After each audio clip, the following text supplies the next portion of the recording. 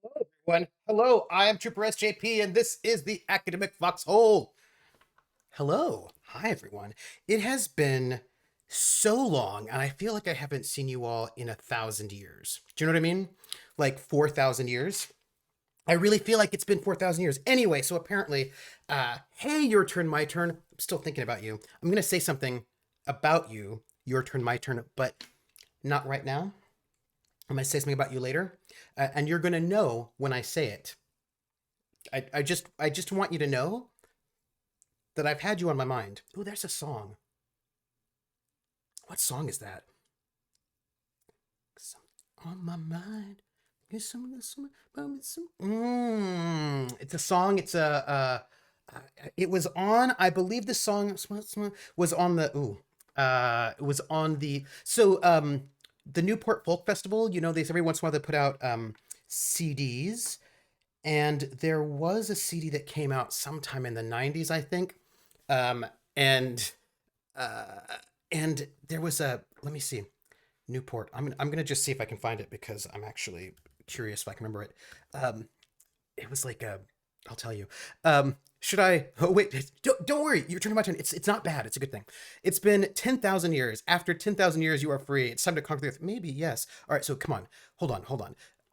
Look. This is a thing that is going to distract me if I cannot find it because it's okay. Ben and Jerry's Newport Folk Festival.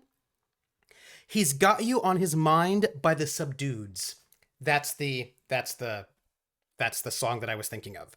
I would play it, but you know how it is right now, with the doom and everything. So the Subdudes, he's got you on his mind. That's the song that I just thought about right there. I'm always asking about you too, so it's fair. Okay, that's fair. That's fair. Hey, everyone. So look, something happened last week. Last week, I didn't have any streams on this channel. I just had the one stream last week, which was, you know, uh, Midsummer Mysteries over on Table Story, but I didn't have my normal Name Thursday. game. Oh, I see. The name game. Come on, everybody. My sinner, let's play a game. I bet you I can make a rhyme out of anybody's name. The first letter of the name. I treat it like it wasn't there. And then a B or an F. Or an M will appear. And then I say bo at a B, then I say the name, then banana, fanner, and foe. Then I say the name again with an F, very plain, then a fee, fi, and a mo. And then I say the name again with an M this time, and there isn't any name that I can't rhyme. Ger, Bobert, banana, fanner, faux fair, fee, fi, mo, mare. Ger, atomica, banana, fanner, faux atomica, fee, fi, mo, atomica. Atomica, Scabenak, Bobabenak, Banana Fana, Fofabenak, Fifa, Momabenak, Scabenak, Rissa, Bobissa, Banana Fana, Fofissa, Fifa, Momissa, Rissa, the name game. Woo! I want to thank all of those resubs. Rissa, Jer, Atomica, Scabenak. That's like 25 months for Rissa, 17 for Jer, 20 for Atomica, 46 for Scabenak. What? What? So thank you, all four of you. Actually, thank you. Anybody here who's here right now who's a sub, thank you very much. Also, I don't know if you noticed, but Rissa did something right now. You know? Yeah. She did something just right now, right in front of you all, you know? I think Rissa, I think you know what you did. Rissa, you know what you did.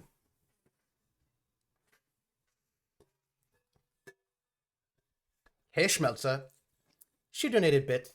And you know what happens when somebody donates bits in the academic foxhole? I think you know. I think you know. Oh, Rissa's like, I'd do it again. I sing. We're in the money.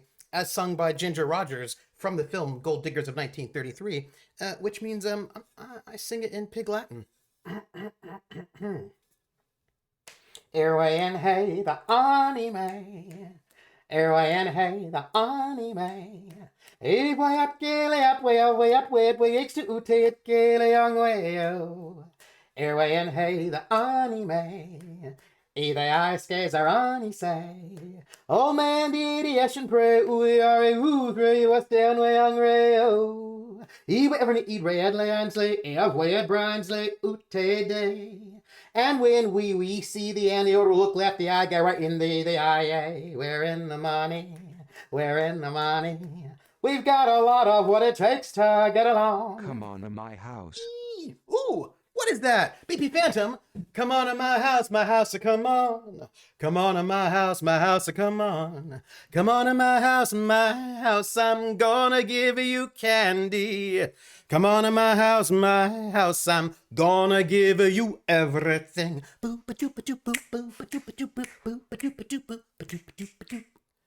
Hey, welcome in for that host, BP Phantom. Hey, everybody. How are you all doing? Bits get Trooper to do a bit. It's true, I do a bit. It's true, PH, it's true. Atomic says, I have a grump, and Trooper singing is definitely beating it down. Good, I'm gonna beat down all those grumps.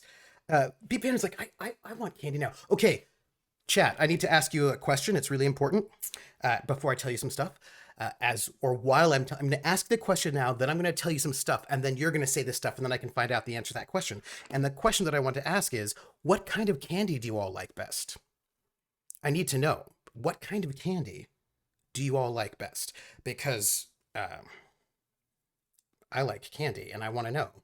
Ooh, a Heath bar. Ooh, your turn, my turn. Heath bars are good. I like Heath bars. Do you know which? I like marzipan. Ooh, I like marzipan. Marzipan's very good. There's this bakery that makes pastries with marzipan. So good. It's called a Danish. It's the Danish pastry, which is actually not here because I'm not in the Boston area right now. But there's this Danish pastry house up near in the Boston area where I live, and they make these really great sort of European pastries with marzipan, and it's like delicious. Three Musketeers, Milky Way Midnights. Ooh, fudge. Oh, yeah. Heath bars are good. Most 70 to 80% dark chocolate with almonds and caramel. Crystallized ginger. Ooh, crystallized ginger. Also, Choo Choo Hype Train. Hello. Reese's Peanut Butter Cups. Ooh. Oh, I do love a good Reese's Peanut Butter Cups. That is a true statement. UK Crunchy Bar. I don't think I've had a UK Crunchy Bar. I wonder if it's different than the US Crunchy Bar. Probably it is. I mean, I bet it's better. Also, yay, Train. Yes. Hello, Train. So let me see. What else do I want to tell you all? Look, for me, it's like, they're like different kinds of candy, right? Like there's like chocolate, then there's like just like sugar. And when it comes to chocolate, ooh. In Germany, they've got the Rittersport, which is like like the chocolate bars that are all squares. They're not like fancy expensive chocolate, but they come in different flavors, and they always have really good flavors. They've got like one that's like milk chocolate with like rum raisins. That one's really good. I love their one with Knusperflecken, which is basically milk chocolate with cornflakes. Delish. They have a good mint. They've got a good marzipan. Yeah, I do love chocolate. I love a good chocolate. For sugar, I love jelly beans. Jelly beans are delish. Sweet tarts. Ooh, when I was a kid, I don't know if you remember these, but there were, or if you had them, but when I was a kid, there were these little boxes of candy, really small ones. Oh, C's are good. Just pure sugar candy. Nerds. Ooh, nerds are very good. The marzipan Rittersport are really good. I love them. There were, also, sorry, I need to point out, I love Reese's Peanut Butter Cups. Love them. I do love them. But so if you remember, like anybody who remembers, there were these there were these boxes of candy. They were really small, and they were all by the same company. Ferrera Pan, I think they were called, but they were lemon heads, Boston baked beans, Red Hot, Cherry Clan. There was a grape one. What else? What all? Alexander the Grape. There's like a bunch of these different ones. They were like really cheap. They were like 10 cents or 25 cents, depending on when it was. They're like, 25 cents for a little box. They weren't really big, but they were all the like different. And I love the lemon heads were so good. I love them. I love the lemon heads were really good. But yeah, I would like get the lemon heads, oh, I love those. Those were like really fun. Those are really nice, like just like pure sugar candies.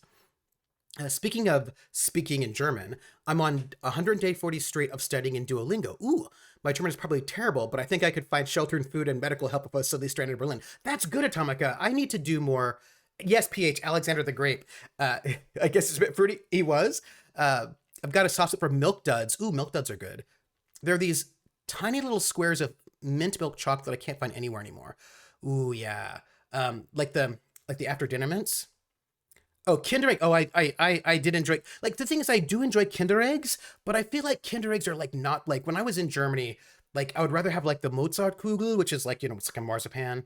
Kinder Eggs are good, but like I just feel like Germany. Like if I'm gonna be thinking about German sweets, really, I'm gonna want cake. Like there were some. Oh, there were some really good desserts in Germany.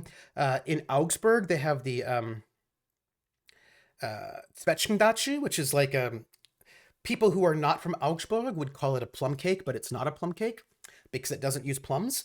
It uses Zwetschgen, and Zwetschgen are not plums. They are a specific kind. Zwetschgen are, I think they're called like damask plums in English. It's a kind of plum I've never seen in the United States. I know that they exist somewhere, but they're like a special kind of European plum that you can only get through certain times of the year, and they're kind of pointed. Like they're kind of pointed, so they're not exactly plums. And it's a dachi, not a cake. And a dachi is like a very um, thin bottom that you put so it's like because apparently rumor has it, the story goes, it was made during the 30 Years' War when um, Augsburg had city walls, right? And it was under siege. So like it was under siege for a while. So like they were like, the Augsburg was in Bavaria, and during the war, basically all the different religious factions kept going through and burning everything and trying to take over all the places, and Augsburg was kind of stuck in the middle. And like the Protestants would come through and they ruin everything, the Catholics would come through and they ruin everything, and back and forth. And at one point in time, they were under this like big major siege, and like of course they were all inside the walls, but they didn't have food. That was a problem, and so they couldn't make like full cakes because they didn't have enough flour. So instead, they made this very, very thin kind of crust. It's like kind of a thinner crust. It's not like a full cake. It's kind of like a thinner crust that you then put the Zwetschgen on. You kind of slice them and you put them on there. And that's the Zwetschgendatschi, which is like super delicious. So good. Oh my gosh. Now you're making me think about German sweets, and I'm going to tell you. There's some. Mike and Ike Black Licorice. Ooh. Yeah. Mike and Ike's are very good. Let's see. Less candy than toy. Kinder eggs are not. They're not made by actual Kinder. I think that's false advertising. That's they're not laid by actual Kinder. That's fair. Not like the Andes mints, but like tiny little C's candy stuff. Oh yeah. Do you remember those little dinner mints? I liked those too. They're kind of like yeah. Are Kinder eggs really illegal? I think they were, but I'm not quite certain they are anymore. They were for a long time because of choking risk, but I don't know if they aren't anymore. Um, oh, Krellin says they are still legal in the United States. We have Kinder Joy with a serious separation between candy and toy. Mm. I wonder. So there's this local candy place that makes everything in house. Their peanut butter and meltways are so good. Ooh, yeah, it's pretty much our kids are stupid and will totally swallow it when they jam the entire egg in their fat hole. There's a whole thing about making certain kinds of boba things illegal because kids would like suck up the boba and choke, and could be no one's fault, says Carl. The USDA is very conservative by default. That's fair. Pre-infected German is an interesting topic. Oh, it is. That is true. People talk about the law like no kid was ever in the ER with a Kinder Egg toy stuck in their throat. Oh, Reese and chocolate. Those are very, very good. I missed you all so much. Are you ready for the super long CR stream tonight? Oh yeah, because I'm hosting Critical Role tonight, and it's gonna be 7 hours. So I'm probably gonna go to bed after 4, is what I'm trying to say. Probably after about 4 hours or so, I'm probably go to bed and then watch the last half the next day. By the way, the name game. Come on, everybody. I say now let's play a game.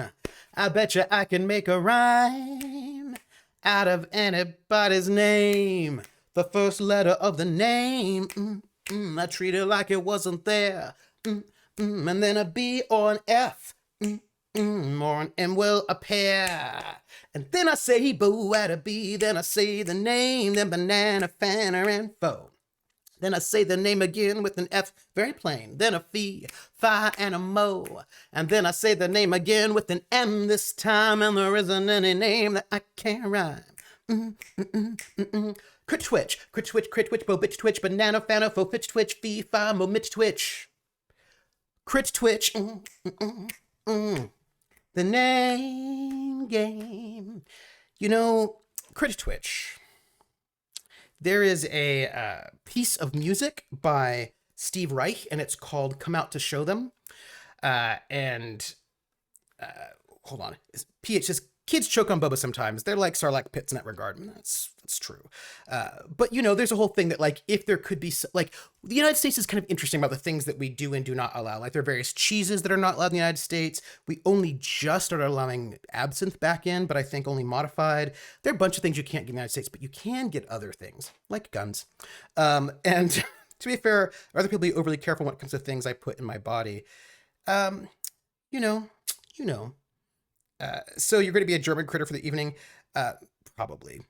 So there's this new boba tea place in my town every weekend for like, ooh, boba.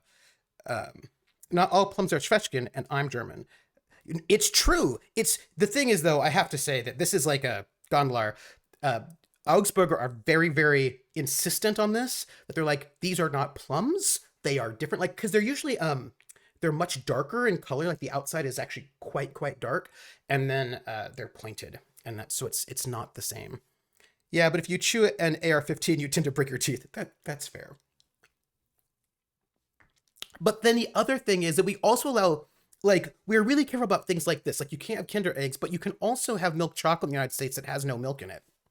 So, you know, like, there are a lot of things you can do in the U.S. that are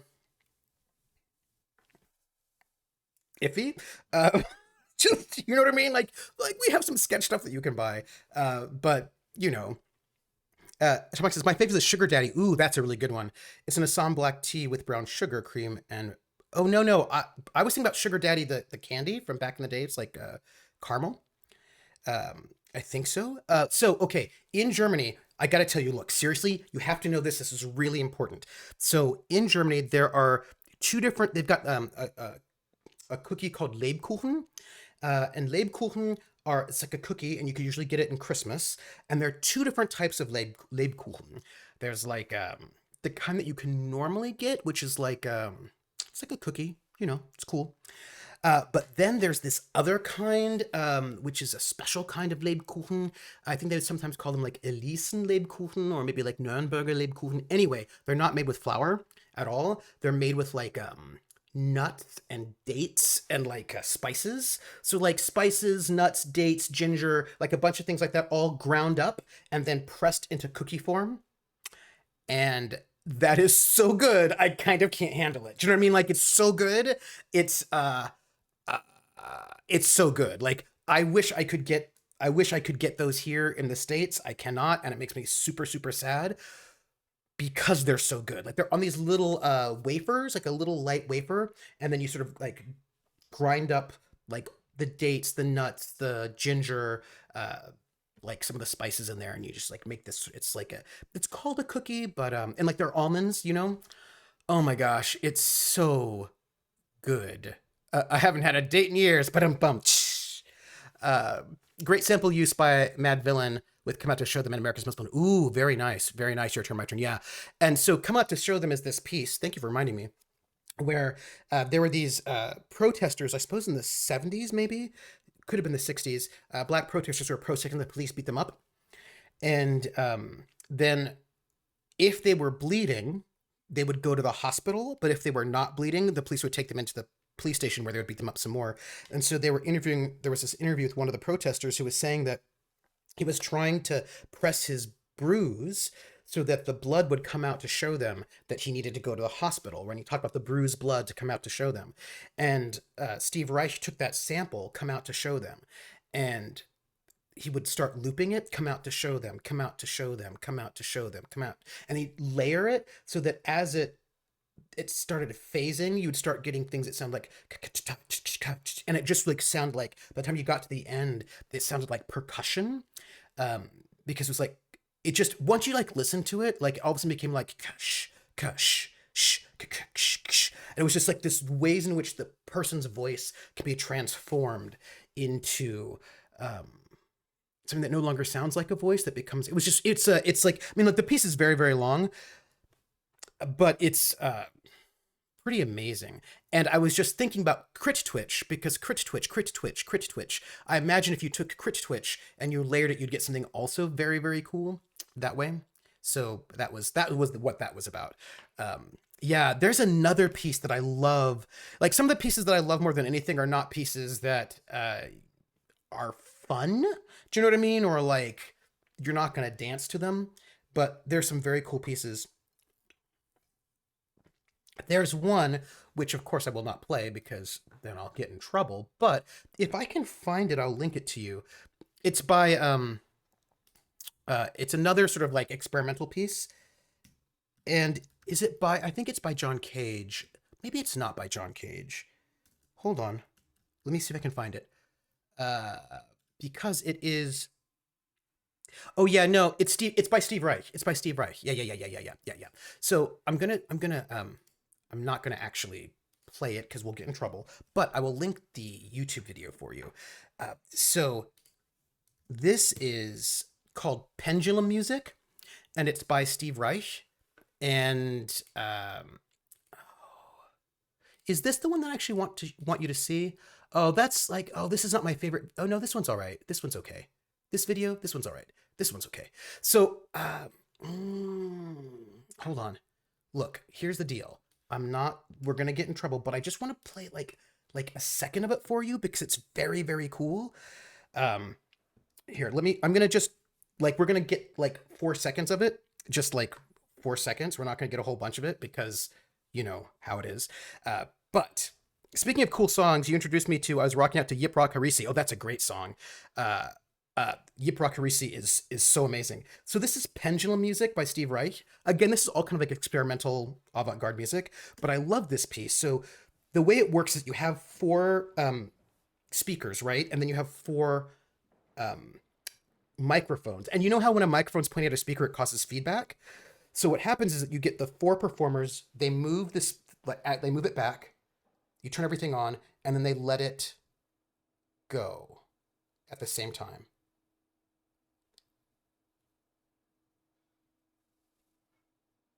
They've got to turn everything on first, right? And as the microphone goes over the speakers, it causes that little feedback. But as it slows down, the tone changes.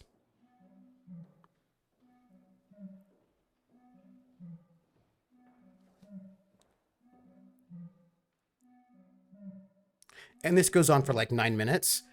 But what's happening changes as the microphones start slowing down.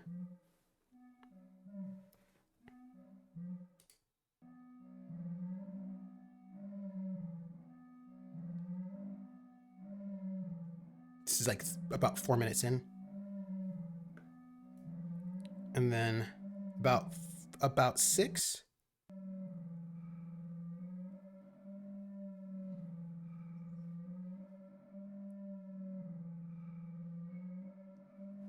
Anyway, like this is like it's like 9 minutes, right? It depends on how long it takes. This particular version is 9 minutes. Anyway, I'd recommend watching it. It's so cool. Like I love stuff like that. I think it's so neat.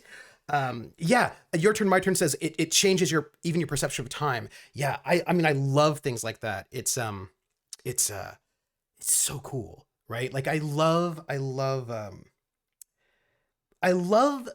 when artists decide to challenge your perception of time or what music is or what sound is and really sort of push you to think in different ways. And I love whenever somebody does something really cool, like how cool is that? Do you know what I mean? Like that is uh it sounds like a dying theremin, which is awesome. And of course, one of my other favorite ones is I'm sitting in a room That one is amazing. I love that piece. I'm Sitting in a Room is like an hour long. Um, it's really it's a long one by Alvin Lucier. Um, and it's like 45 minutes. It's like a really long piece. I'm Sitting in a Room, and the way it works is that so each room has its own acoustics, right?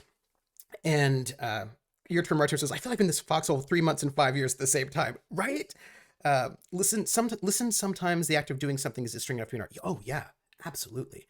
Um, so I'm Sitting in a Room, Alvin Lucier. Um, so every room has its own acoustics, right? Like, one of the things they always want, like you have to like deaden everything so that there's no echo, blah, blah, blah, blah, right? But every room has its own acoustics. Every single space has its own acoustics. And when you speak, like there are overtones in your series and like your voice, like it's not just the frequency, there's like higher frequencies and they sort of echo. And what Alvin Lucier did is he read a piece of text, which was like, I'm sitting in a room, da, da, da, da, and he said this stuff. And he recorded it. He recorded himself saying this in the room. And then he played that recording into the room and recorded that. And he did that over and over and over and over and over again. And so as time goes on, what you hear is not the words he said anymore, but the acoustics of the room itself. And if you did this experiment, this piece in different spaces, it would all sound differently. And hey, what's up? That thing you love? And this piece I also love. I think it's pretty amazing. It's 45 minutes long, so I'm not going to play the whole thing, but I'm going to just play the opening and then like maybe a little bit in the middle and a little bit at the end so you can hear how the sound is transformed. And again, we're going to get in a little bit of trouble, but this is life. I am sitting in a room different from the... Wait, let me turn this up for you so you can actually hear it a little bit better. Here you go. Because this is very cool.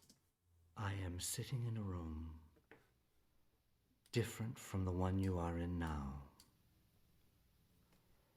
I am recording the sound of my speaking voice, and I am going to play it back into the room again and again until the resonant frequencies of the room reinforce themselves so that any semblance of my speech, with perhaps the exception of rhythm, is destroyed.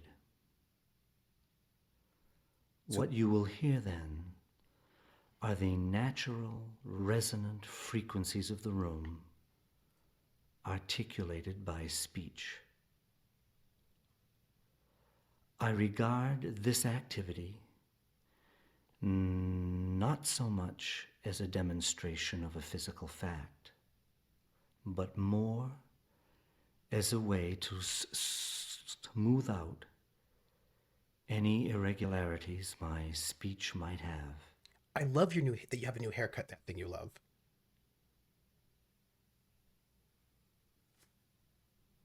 I am sitting in a room. So now this is the second, now he's playing that different back. from the one you are in now. And if you listen, you can hear a little bit of echo.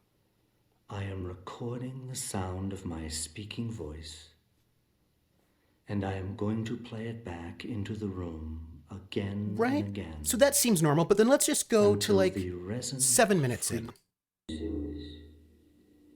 So that any semblance of my speech, with perhaps the exception of rhythm,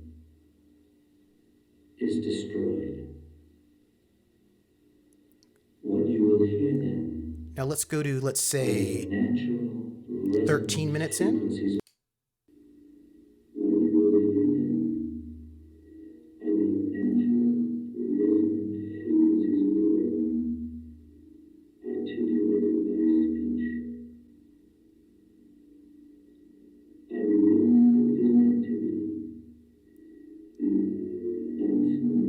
Now let's say 21 minutes in.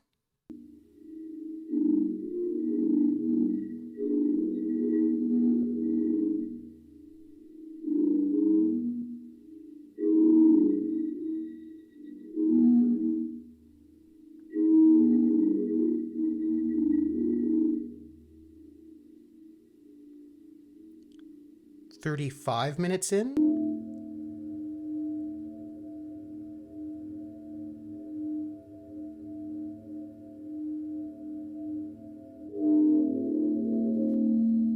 How beautiful is that? That start out of his voice, you know?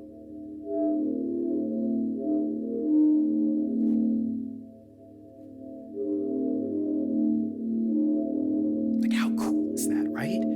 Like, I just think that is like the most amazingly cool thing ever. And as it like you get to the very end and it's just all like crystal. Do you know what I mean? It's all crystalline and here, let's get the very, very end. This is like 42 minutes.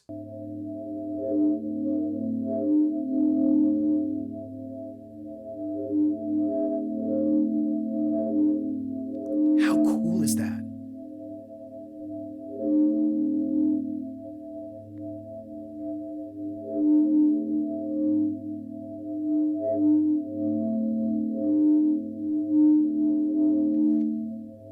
Right? And that's him saying, I'm sitting in a room different from the one you are in right now, right? And that is what it has turned into in that space.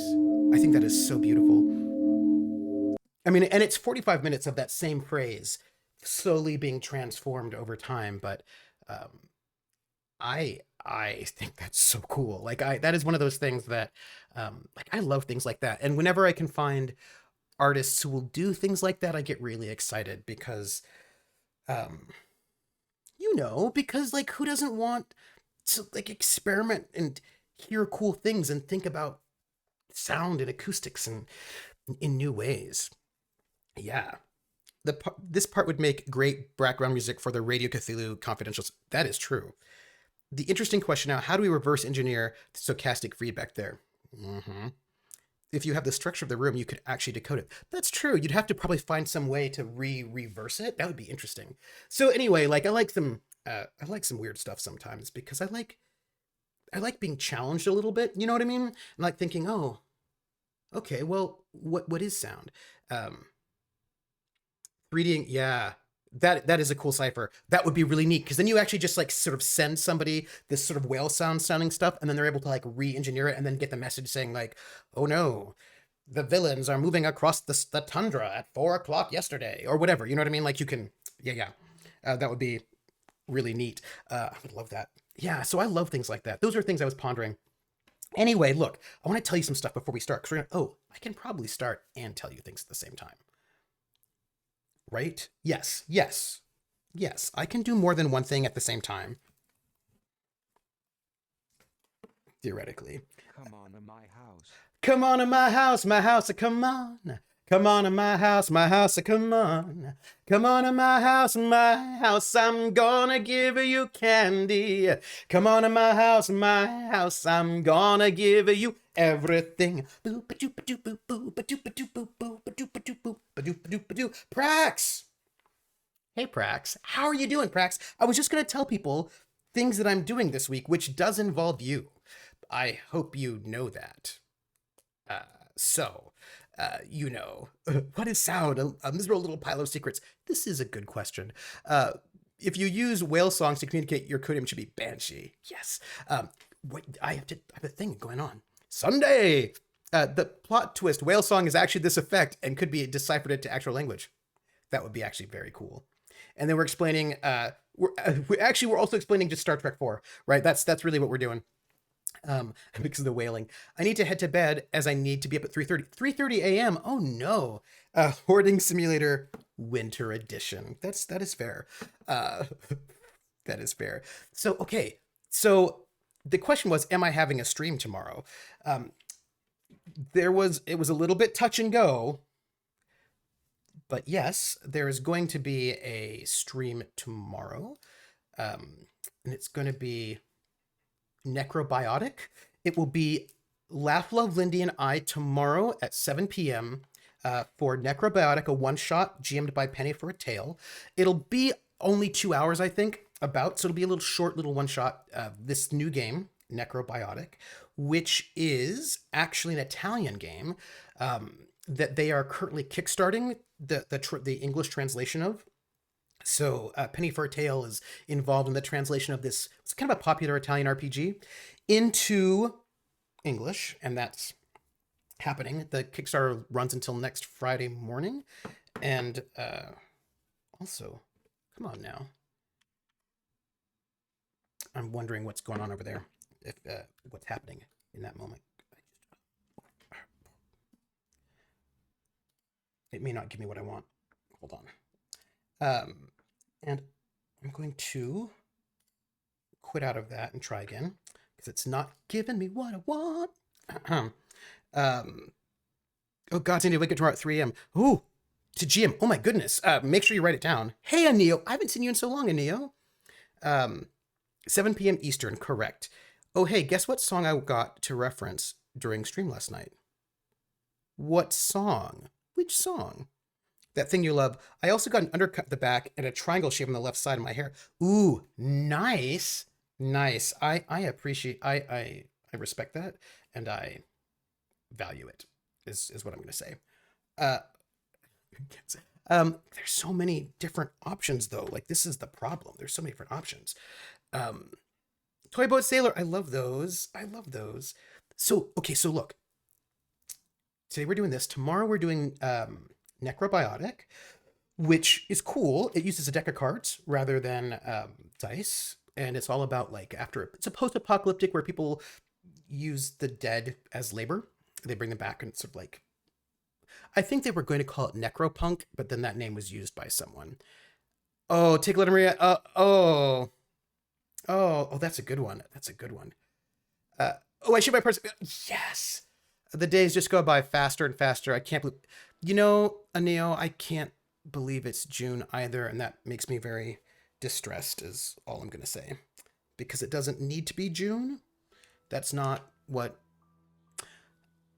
Prax, do you know that 50s song, Tell Laura I love her, tell Laura I care? That song always makes me laugh because it's so histrionic. But that's just me. Just in case you wanted to know. That's all. Sorry. Use a small. Okay, yeah. No. All right. I enjoyed The Long Dark a lot more than I thought I would. I don't usually do survival, but the narrative made it super worth it. Ooh, good. If you remember, we're in trouble right now. We need to really quickly find a cabin because we are wet and our clothes are wet and everything about the situation is bad.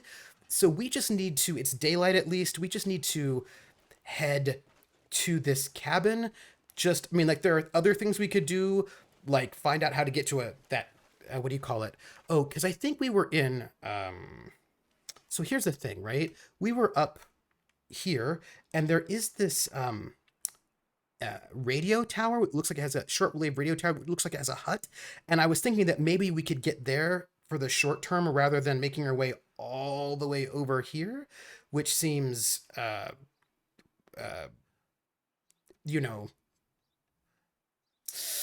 a longer trip, but we're just going to go there is what we're going to do. Any updates on the search for shelter in Boston? I do not have a place to live yet, and who knows when I will get a place to live. Diesel shot. We get any wildebeests? Wildebeests. Why? That's not believable, Trooper. You've never been in trouble in this game. I know. I see you, Diesel shot. The word you're looking for is challenging. Oh yeah, that thing you love. Tell me that thing you love. I want to hear it. Also, we're gonna not go to that shortwave tower, even though I'm sure it's very cool and exciting, because I imagine we have to come back this way anyway. So we're gonna just really try really hard to just make it to that homestead, which I hope we can get to before it gets dark. I really don't know, but I know that we're in trouble, and we're gonna do our best. We're doing our best is what I'm trying to tell you. Last week I met up with a bunch of gays from a Discord server. Oh, that sounds fun. In person, I not met people in a while. Speaking of which, I do need to make some emails, as a matter of fact. I definitely have sprinted past this point in the game. Oh yeah, I can't sprint because I'm carrying too much stuff. Oh, I have to go to that tower for a quest later on. So okay, good. Because I couldn't find my way to the tower, but we'll get there. We'll find our way there. Have I had my 5G upgrade yet? Well, so that's really tricky. is there any background music? No, but there is a what do you call it? Walking around? Walking here, let me go here so that I can do this because I learned that trick from Prax because Prax is the best. And then let me, oh, I wanted to tell Prax something. And then I'll turn up the background a little bit. And I can come back here, boom, and then back into game. With those friends, I had Taco Bell for the first time, went to a gay bar for the first time, had poppers for the first time, wore eye makeup for the first time, went to a sex shop for the first time, got very high, and discovered my love language is physical affection.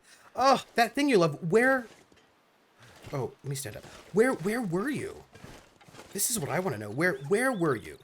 What locale? Let's do this because that sounds fun and exciting. That sounds awesome. That sounds awesome. So Necrobiotic, right, is going to be tomorrow at 7 p.m. Eastern, which I'm excited about, especially since last week I only did one thing. And then Saturday is episode 5 of Midsummer Mysteries over on Table Story, which I'm excited about. And Sunday will be the Blue Rose. I am going to be reprising my role as Russ, who's up there. That's where I have him. As Russet, the Rhyhawk, for a flashback episode to his past. And I have to go and DM Prax about what's up, what she's got thinking. By the way, the sky is beautiful. Look at that sky. That looks like a painting, and it is gorgeous. I just thought I'd share that with you. For the record. So that's Sunday, which I'm really excited about. I have some other thoughts that I want to roll past you all. I can tell my friend group has gotten their vaccines because we're cautiously starting to schedule get-togethers again. Oh, that's right, vaccines. Well, we all met up in my city. They're from up and down the UK. Oh, cool. Well, yes, please, that thing. You post the eye makeup. I am always in awe of people who've got, like, really good eye makeup game. Speaking of which, there's clearly something interesting over there, but also I feel like whatever that is, it's probably something I don't need to look at right now because I need to not do that. I need to go towards this homestead, keep the eyes on the prize, even though there are all sorts of really interesting things I could just pick up and overburden myself with, like this stick. And I'm just gonna, while I'm here. Trooper is friends with Dot because, okay, look, PH, first off, PH, I want to know why you are psychic. Why are you psychic? Why are you psychic? How did you know that I was thinking about Dot's amazing eye makeup game? Because Dot's eye makeup game is astounding, and I'm always in awe. Like, I'm just in awe of people who can do that kind of stuff really well. And Neo says, yes, I was able to successfully kidnap 2 of my friends to visit us in San Francisco. Super excited for all the board games we can play in person. Oh, that's nice. That thing he says, which I'm going to attempt to do my own eye makeup tomorrow for the first time when I first wore it. My friend did. Oh, yeah. Eye makeup's hard. I just want everybody to be able to get there. It's hard because some people will have to stay in for a while yet. Yeah. Dot has way more going on than just her eye makeup. Okay, yeah, but her eye makeup game is phenomenal. Like, what cannot sleep on her eye makeup game? It is amazing. Yeah, I mean, she's just real. Okay, I'm really worried now that I'm going to die. No, here, we're gonna go around this way because the last time I walked over ice, I fell in the ice and almost died. So there's a wolf over there. Everybody, there's a wolf over there. This is like the safe place to walk. Oh no. Okay, people, we have to ponder this because, I'm concerned about the wolf situation, but I'm also concerned about the ice situation. So we're going to try to avoid the wolf, even though we might die on the ice. These are all just options and possibilities. Yeah.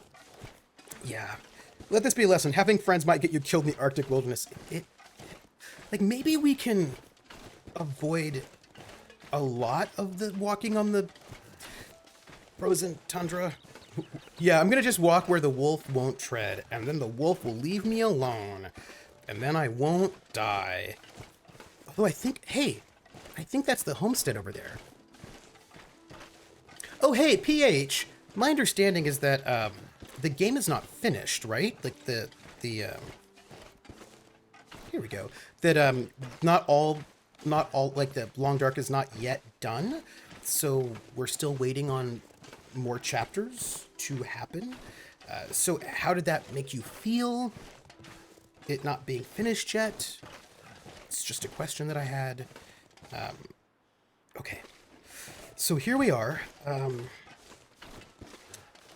Concern. Yeah. Ooh, let me just take it. I did my trans... I did my trans colors uniform, wear makeup, shocks and smile. Nice. The problem is we just watch what's going on. If the wolf won't go there, is there a chance it's a bad idea? It might be a bad chance for me to go there, too. I mean, it's possible. You're only halfway through. Oh, halfway through. Okay, cool. It made you super sad? Oh. Okay. Well, we're going to find out. It's like trying to guide a SEAL team using drone surveillance. Yeah, it's going to... Okay, my beautiful... Oh, I can't wait to watch it. I can't wait to look at it in Discord. I'm very excited. This is what Discords are for. I was super excited after episode 3, which is my favorite of them. Ooh. How many episodes are out so far? All right, folks, here's where it's going to get serious. I feel like we should be able to cross here and not die. This is my goal in life, is to walk across this. I'm so worried, because I don't know if you noticed this, but like I still am super like my pants are frozen, and I like it's there's like it's bad is what it is. There are 3. Okay, so there are 3, and 4 is not out yet. Let's just not die. If I say it, it won't happen, right? Let's just not die. Don't die. Okay. All right. I feel like if we can just make it across here, we will not fall through the ice. Don't do it. Don't fall through the ice. Okay. But it didn't, it made me concerned. Yeah, I do keep picking up stuff, but I need that stuff to start fires and also eat food. You know, I mean, just sometimes you just need those things. If you see any wolves, tell me, everyone. Just let me know if you see any wolves, because I have some concerns about that. Okay, so this is what I wanted to talk to you about. You know what? It's fine. Also, there are clearly things that I need that I do not have. So I just thought I'd share that with you. If I see a wolf, I will wolf whistle to draw your attention. Maggie has come to listen to what you have to say. She does seem to enjoy... Oh, yay, Maggie! So, Rissa and I we had our session of Call of Cthulhu on Sunday. We are switching over our long-running campaign from Call of Cthulhu 5th edition to 7th edition.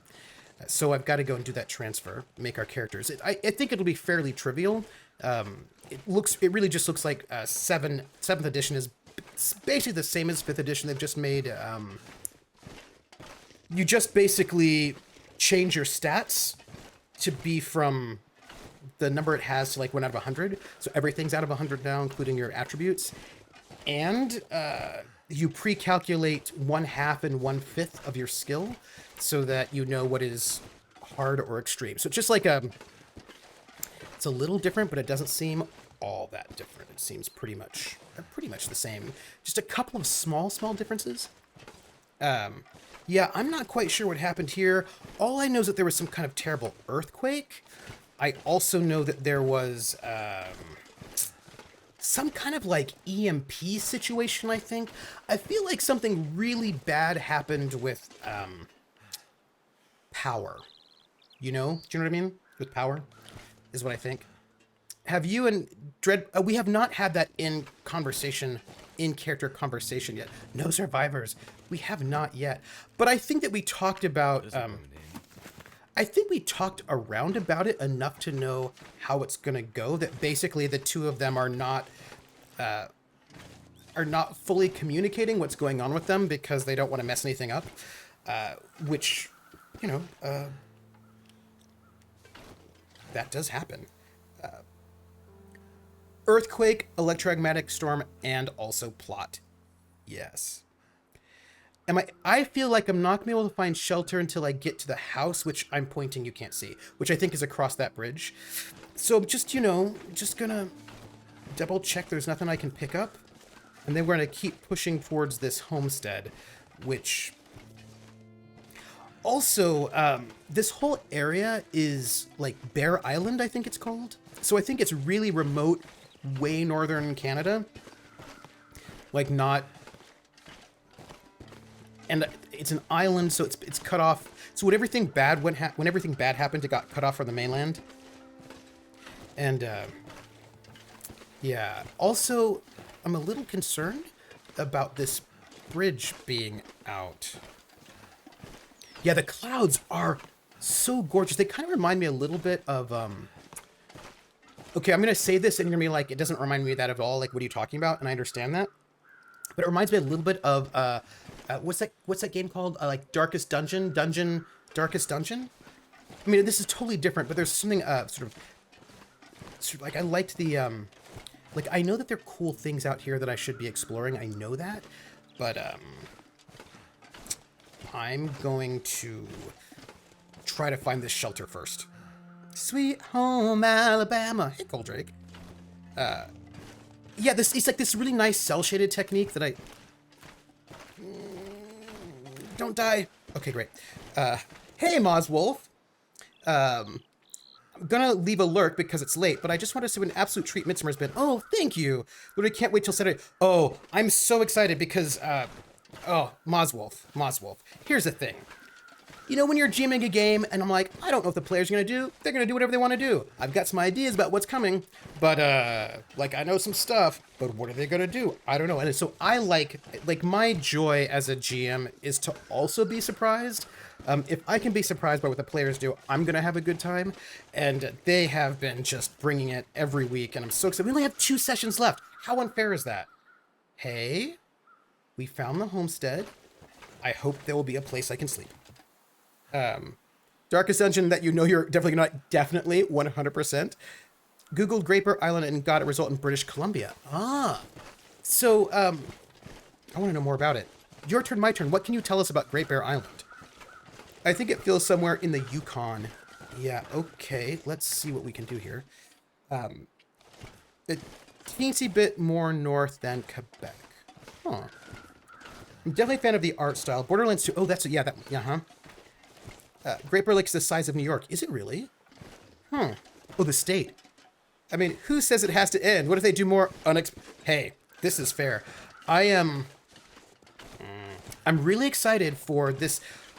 Moswolf, I can't tell you the things I'm excited about because they're spoilers, but also may not be spoilers because they may not happen. Do you know what I mean? That's the tricky thing about being a GM, because you're like, well, I know if they do this, this could happen. I know if they do that, that could happen. I know that there's this problem. And, so I don't,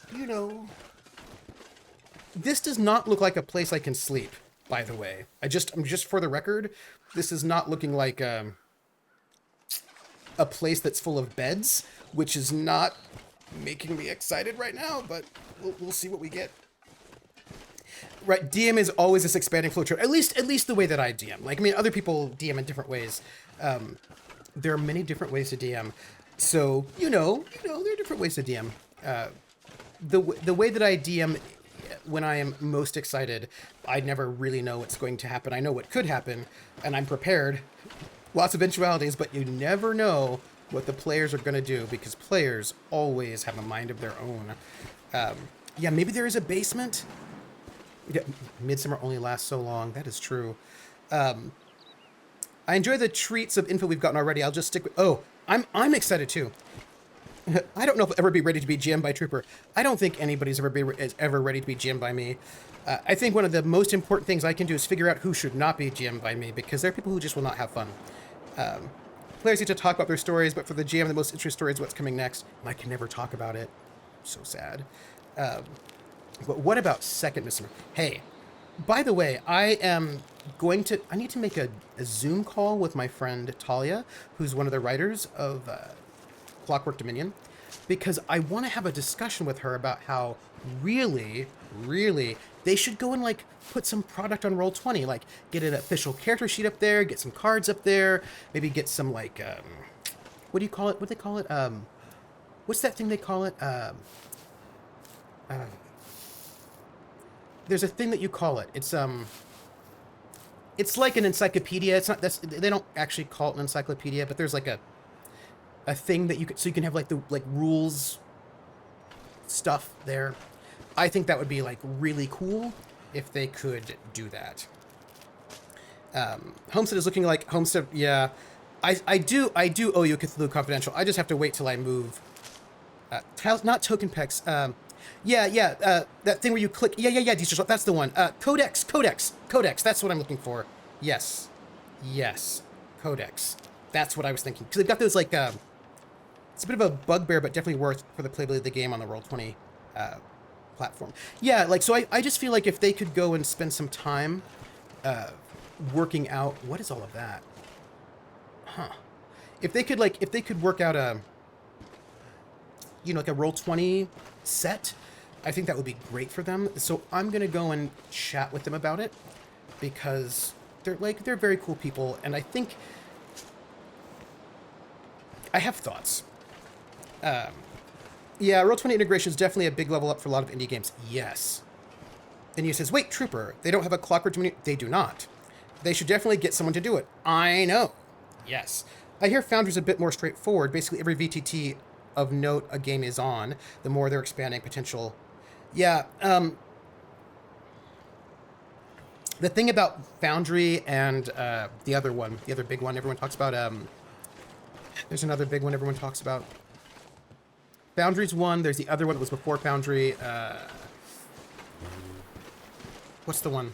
Fantasy Grounds. Thank you, Scabinak.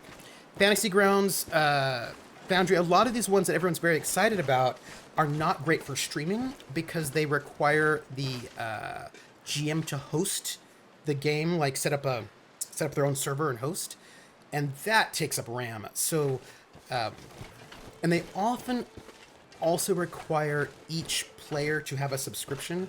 So at the moment, Roll20 is one of the only ones that does not require you to host your own internal network and where the players don't have to have subscriptions. And so for streaming, where you have a lot of different players all the time,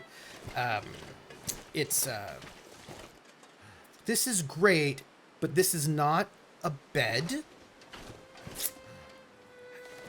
People. Like, what I'm trying to say is, at least I can start this is a forge. Well, I could probably start a fire. This does not look super sleepable, and I've got some concerns about the sleepability of where I'm at right now. I've got some concerns. I've got some concerns. The character sheets are a whole thing, and the freelancers did their contracts like months out from what I could find, which you gotta do when you're freelance. Oh yeah. We really lucked out and had a friend do. Oh, nice. Does it eat more RAM than a high-end 3D game? It's a good question. The thing is that you're normally doing multiple things, right? When you're streaming, you're running your VTT and Zoom and usually what else? Like, you usually got a lot going on, so I try to minimize that RAM usage. Let's see. Hold on. I just missed a comment, and I need to see what it said because I'm very excited about it. Hold on. Yeah, Roll20 is just the platform at the moment. I've used it for 6+ years and will have many, many frustrations with it. It's the every person's platform. Yeah, and I think a lot of people don't like Roll20 because it's popular, and it's always popular to dislike popular things. So a lot of people don't like it for its popularity. But Diesel Shot says, $0 buy-in, no software to download, hard to beat that. Yeah. Foundry runs on a fairly old Raspberry Pi. Oh no, I have a sleeping mat. I think it is. Like, I've got a sleeping mat is what I got. So I think we'll be fine. I've got a sleeping mat. Let me stand up though. Yeah, game I just left used DBB, character sheets, Roll20 extension, and Foundry, and then GM had to set up his own server. Yeah, we're gonna look at all these boxes. Totally unrelated topic, says Rissa. Has anyone played Tell Me Why? Oh, thanks. I picked it up chapter 1 for free the other day. Oh, no, I haven't. You're also taking in all the video feeds. Yes, right? So I am still wet. I am. It's Forge Furnace. What's the difference? Forge. Forge and like what do I need to forge? Do you know what I mean? Like we're gonna go and check all this out, what's going on here. But do I need to forge this magic spear and helmet? Like what's going on here? And by the way, I'm still wet, so we're gonna be setting up a fire pretty soon. Although I'm not cold, so but you know. Thank goodness. Ooh. Hey, I have a hammer. And a firearm cleaning kit. People, I got stuff. We're gonna save. Wait, we're gonna save right now. This is it. We're saving because we got stuff, and I'm very excited for this in a way that you cannot ever know. Also, I'm carrying too much stuff. That's also a true statement, but you know. This stuff will come in handy. Oh, thanks. I'm carrying too much stuff. It's fine. We watched in Twitch. This is the note that there was a note above that said you need to reach a specific. Yeah. But I did. The question is, what do I need to forge? Hammer time. Leave that thing near the forge. Trust me. Oh, well, I'll see. I need to carry some stuff, right? I mean, some of it I need to carry clearly. What is this, cloth? Can I take that? Look, I know that I've got way too much stuff going on, but we're gonna work through it together. You know, together. We're working through it. It's what it is. Reforge the sword that was broken. Reclaim my birthright. I will. Yeah, I'm gonna. What we're gonna do though is we're gonna go around this whole area first and see what else is here. And I don't want to go up there. I want to go down here, and then because maybe we'll be able to find some stuff. But you can't touch this. That's true. You can't. That is actually a true statement. So the thing about Roll20 is that I know a lot of people have like it has. Ooh. Look at that. It has never caused me trouble. That'll come in handy. I mean, there are a couple little things here and there that you're like, oh, that's a little frustrating. But like generally speaking, I feel like there's something behind these crates. So we're gonna just, what to forge? Dragonlance use against the. See, look at that. The. Don't hurt him. I won't. Look. It's a safe. I don't know the combination. So there's a safe here, and I don't know the combination. So that's cool, everyone. Just, I wish I did, but I don't. Roll20 some technical jank, and the dice seed feels off sometimes. Take this food. But it's the most accessible platform, which is why it's my... Yeah. You don't need to know the combination? Well...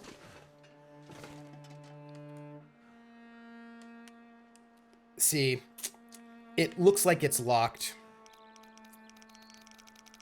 Yeah, so that's a bit of a tricky wicket, right? Because it's locked. And it will not let me open it. So we're gonna hit back. Maybe the combo is upstairs. I'm gonna check. You can just turn the knob until it clicks.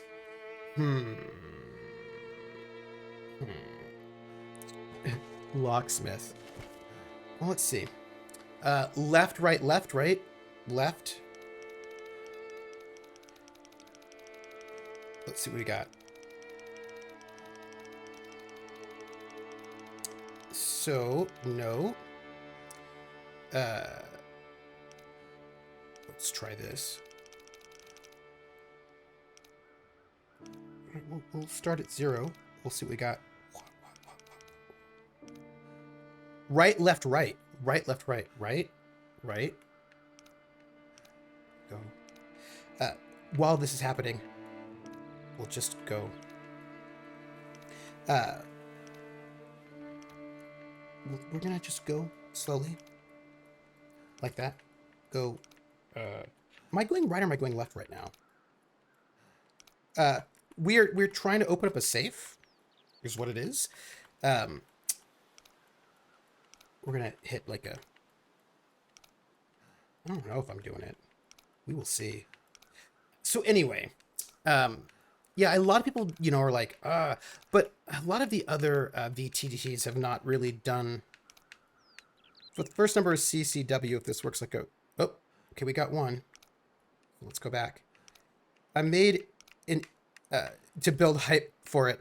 Well, I mean, of course, the thing is, you need to have yeah. So I'm talking to my friend, and I'm gonna go and get on a Zoom call with her to see if we can, if I can, convince her to do the work to sort of put some of the stuff on Roll20.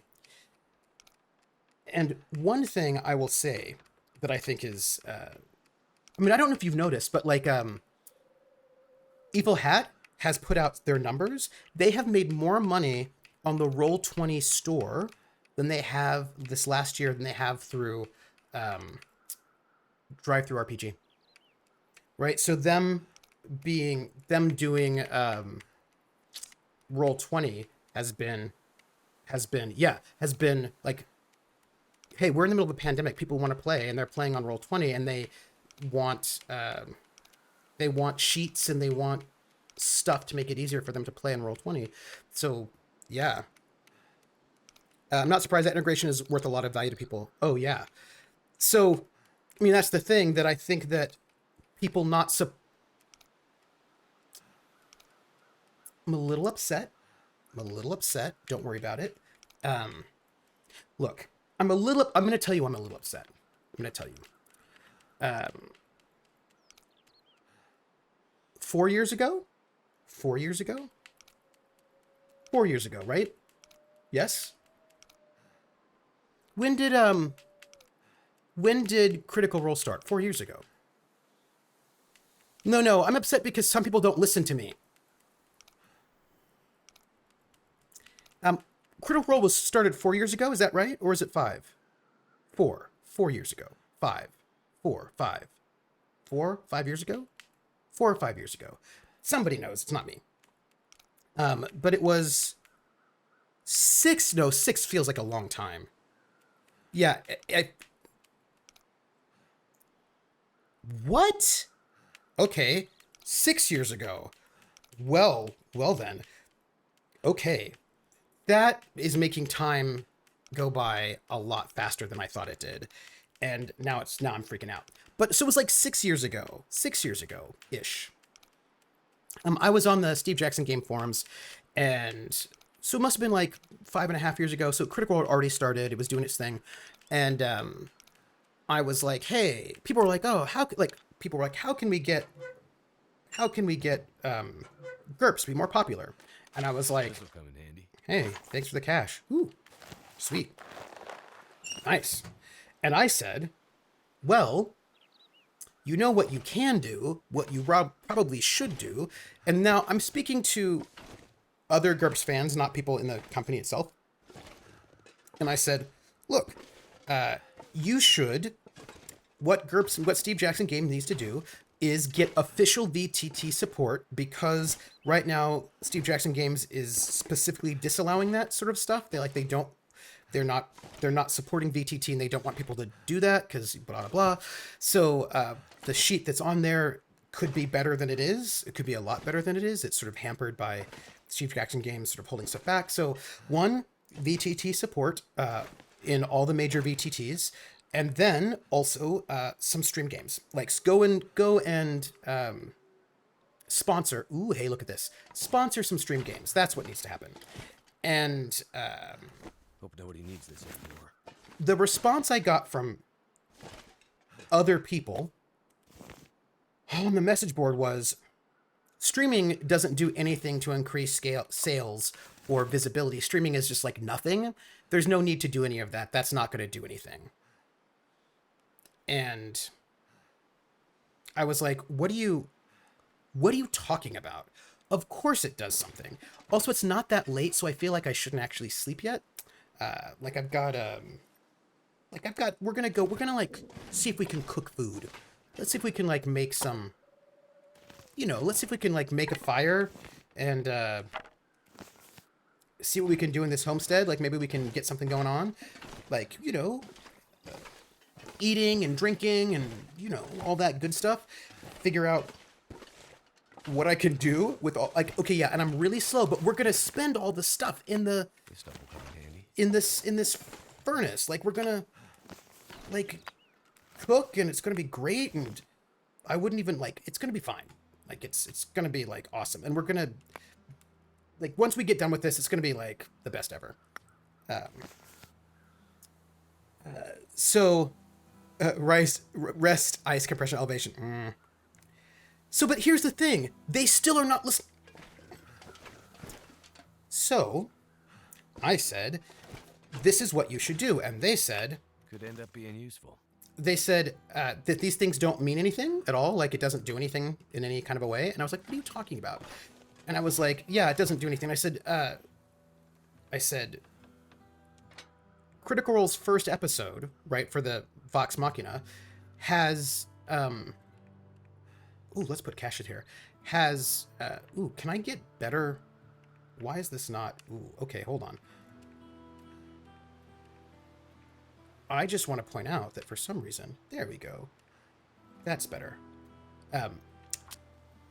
So I said that the first episode of Critical Role, this was, by the way, this was before Wildmount came out, right? Their Exandria book on Green Ronin came out. This was before then, so it was I was like, they have 1 million views on that first episode. Like, they have 1 million views. And they said, that doesn't mean anything. It won't translate to sales. And I was like, what are you talking about? Like, why, what are you talking about? Of course. And so, like, they didn't believe me at all. They thought I was being silly. And I was not excited about that. Also, here's the thing. I have some questions about the heat of this place. Do you know? Like, we're gonna cook. But in general, it feels like time is slipping away too quickly. Oh, yeah. Good night, PH. So I clearly need, let's have some peaches. Let's do that. I might, now the question is, what can I furnace? Do you know what I mean? Like, I have some questions about the, I have some questions, right, about that. Oh, I wonder if I have, it looks like there's only one cooking slot here, which is awkward. Now the question is, if I get it hot, what am I getting it hot for? Trooper, I regret to inform you that we have reached the point of our association where you have run out of... No, but here's the thing. This just happened, though, right? So, they were not listening to me, and they thought I was silly. And then the Critical Role book came out, and I was like, this just sold out of like 3 print runs immediately. And they were like, yeah, well, Steve Jackson Games is not going to go and like pay to put on their own shows. Like, you don't have to put on your own show. You can just like get one of these companies to like run a show. You could sponsor them. You could like, and companies do this all the time. And I was very frustrated that they kept poo-pooing this idea that this would be important, and they keep blocking BTTs. And I met Steve Jackson Games at Gen Con, and I told him, hey, you should do this thing. And he says to me, what he said was, oh, I've not seen a VTT yet that I like, because it's not like the tabletop experience, and so I don't want to support them. And I'm like, I don't think I need coffee, because I'm going to go to sleep sooner or later. And I'm like, just because you don't like it, it doesn't mean that you should, like, I was like, this is, it was really, really frustrating. And I kept saying this, and everybody's like, nah. People are ignoring me. And now. And like, look, there's some really amazing people who are doing, like, they're doing a GURPS character sheet, but they're like, it's all just fan done, and it can't have full functionality because Steve Jackson Games will not allow it to. I think he's probably 70. It's terrible. And then last Gen Con, there was like a panel and somebody asked him how come GURPS was not doing as well, and he says, "Oh, it's because it's too crunchy, and like we're kind of like it's a more of a crunchy game, and we're kind of like crunchy is not really popular right now. That's why I was like, Cyberpunk is number 5 in sales right now, and that is a crunchy game. Like, it's not that it's too crunchy, it's that you are not giving any kind of online support, Steve Jackson. And I told you nobody listened to me, and now I'm gonna note. Here comes both Chaosium and Evil Hat, noting that they're getting way more sales through. We're gonna get water in here, by the way. And I don't even have a big cooking pot, but that's fine. That they're getting more sales from Roll20 than they are from Drive-Thru RPG. That they're really sort of spending time to support Roll20 with sort of with codexes and all that has really, really been a big deal for them.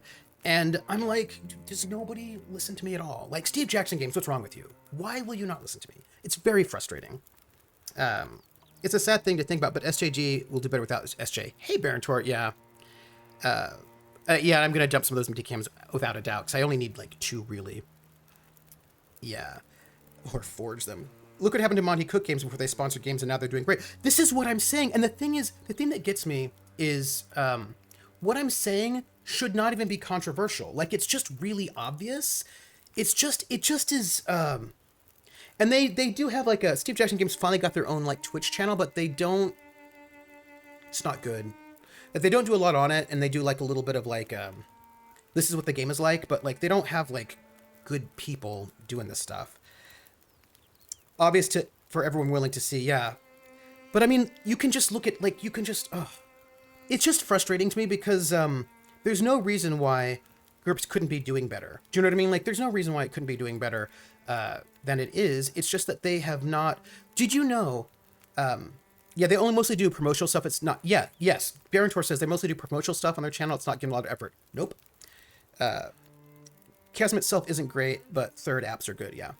Gondlar says, the interesting question is how much of the sales on Roll20 people who have bought the game on DTRPG buying it again on Roll20 because they need to support there.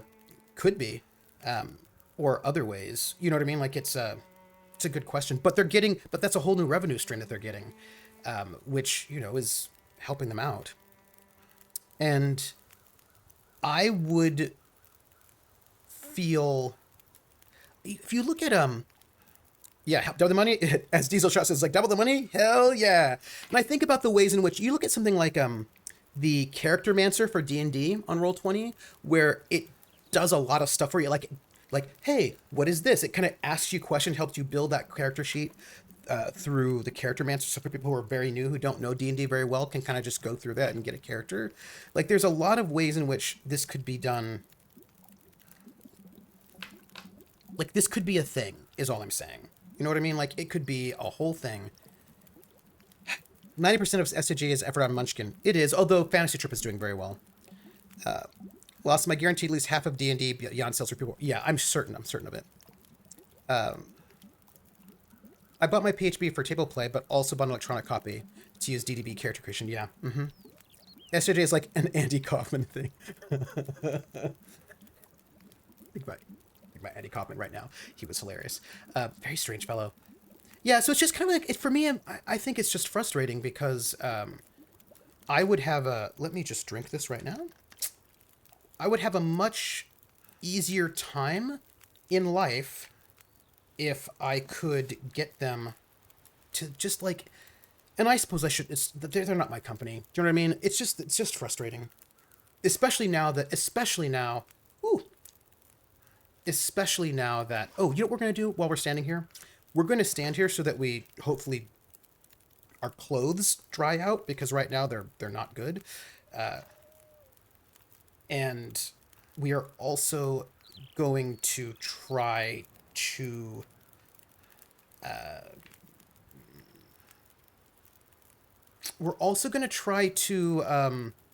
yeah, look at this. Look at my, like, what do I do about my clothes? Do you know what I mean? Like, what do I do about this? These are frozen. I don't know if they're getting less frozen over time, but my clothes are frozen, and that is not ideal, is all I'm saying. Now that we have Red Dirt, they can transition to be more serious. I don't think most game companies are doing Twitch stuff well. That's true. That's true, Lastocratic. Hunter Entertainment just released the Altered Carbon TTRPG, and their Twitch channel is atrocious. Lastocratic, I'm going to tell you something that Dot told me. And I think this is an interesting point that Dot made. And, you know, we can think about it. They tried to house their own show. There's your problem. So I was talking to Dot, and Dot is of the opinion that most game companies would do better if, rather than setting up their own Twitch channel, they,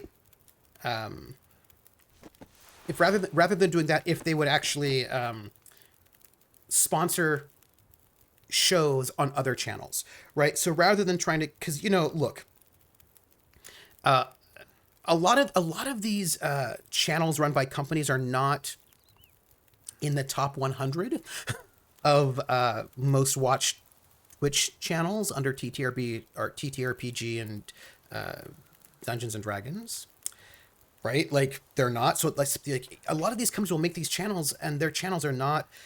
They're not the most watched. Let's say. Let's just put it that way. If we might. What is this? A one? Oh, I think. You know what I think? I think we're going to repair this and see if this will get better.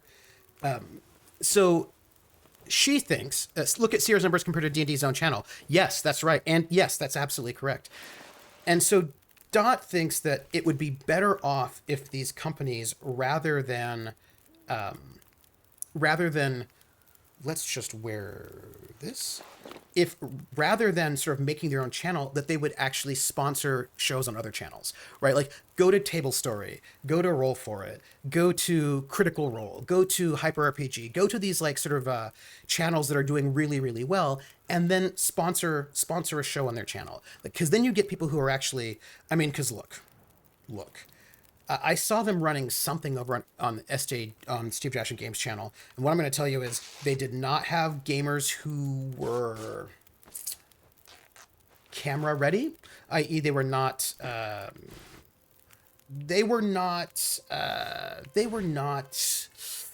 great on camera, is I think how I would phrase it.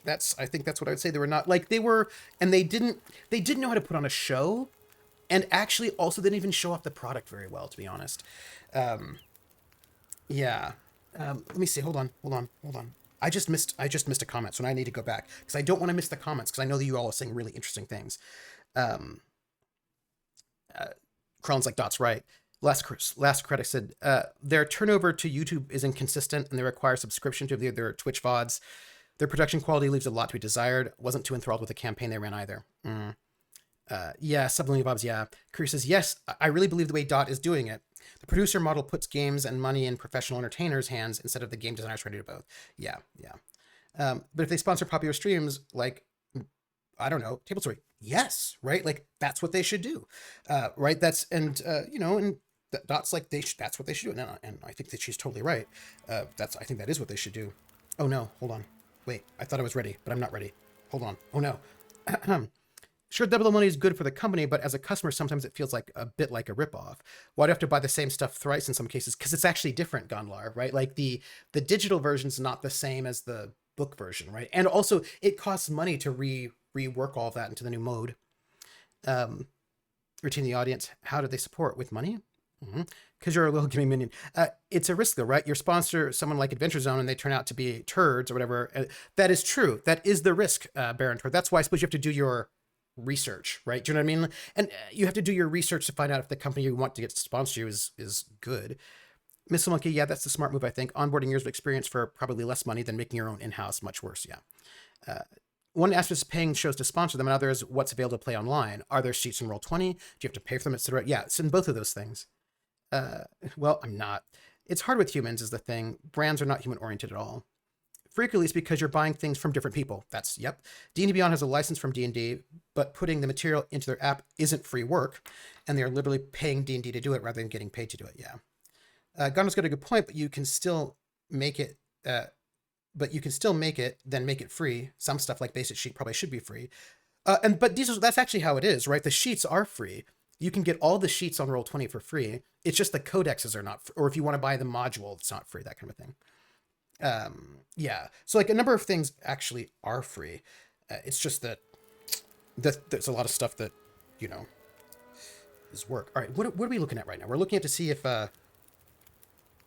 we're looking to see. So I feel like this military coat is going to be better, heavier, but better. So let's repair it. Career 3, but that's why people need to actually pay people who are experts like Dot and PB and other showrunners. I know that small designers don't have a lot of budget, but most of these shows will accept a sponsorship if you can't be on the show. Your Turn, My Turn says free is the future. The thing about free is the future, come back to that. Back to the top, the character sheets being on a VTT are no-brainer. Absolutely. Last TS was bankrolled, i.e. had substantial support by the creator of One for the first year and 2 year round. Curry says, and if you don't put somebody who knows what they're doing, you're not going to get quality show that advertises your game, which includes having them do it themselves, you know? So let's... Yeah, oh, hey. So it looks like both of these things are better. So let's wear this. That looks good. And then let me break this down. And the thing is, just because you actually own the company doesn't mean you can put on a good live stream. Do you know what I mean? That's a thing to think about. And I think people really should think about that even more. So one thing I wanted to say about the future is free. So the future is free is a really good slogan, but what it translates to is I want to exploit labor. Right? Because what you're saying is I want to have products made by people and I don't want to pay them for their labor. And I think that that is not actually a woke position. Like the idea that like music wants to be free means you want musicians to work for no money, right? Like you want them to labor and you want the fruit of their labor and you don't want them to get paid. And that's like kind of crappy. Do you know what I mean? Like the idea that like, because people are having to work. Do you know what I mean? Like this is ooh, these are not as good as all. Let's harvest that. And like that's the tricky thing, that there are a lot of people want to get paid but don't want to pay others. And then that's actually not. Ooh, it does look like my pants are less frozen. So that's good. I'm excited about that. Is there anything I can do to doesn't look like it right now. Good live games required stage presence and support from the source. Yeah. What kind of free are you talking about, really? Free as in Genshin Impact or as a net hack? They should take time at the time or pay an employee to watch Super SJP or Red Dot, see the games at Host GM, how it flows, to get their idea of how their streams. Or they could just, because the thing is, most of these people who are hosts, or we'll get back there. The future is free, but only after you have UBI. So now that's different, right? If we don't have UBI, then all of a sudden it's not, right? Then it's exploitation. Does tipping function the way Wish It did? By the way, I just saw that tip. You know what that means? Also, let's make sure. Oh no! We have to set fire again. Sorry, we have to put more fire up here because we have to. So we're just gonna put more fire up because we have to start this fire. They're seeing what others do and trying to emulate it, and there's finding what you do best. The single highest turnover, shortest lived, are the D&D streamers who think, "Oh, we'll be just like Critical Role." Oh yes. Did we die? No, we didn't die. We just have to start this fire. Yeah. Also, thank you, Chrome. No one is ever going to be Critical Role. It is not going to happen, right? It's not going to happen. You need to just accept that, and know it ahead of time. Oh gosh, we are hungry. Can I, I'm going to, eat this venison. Oh gosh, people, look at all the things I got going on in me right now. By the way, I'm going to sing that. Don't aim to be CR, maybe Table Story or Hyper, one of those smaller streams, but also those smaller streams are massively huge. Like Table Story is like 15, like they're one of the top streams. They're in the top 0.5%.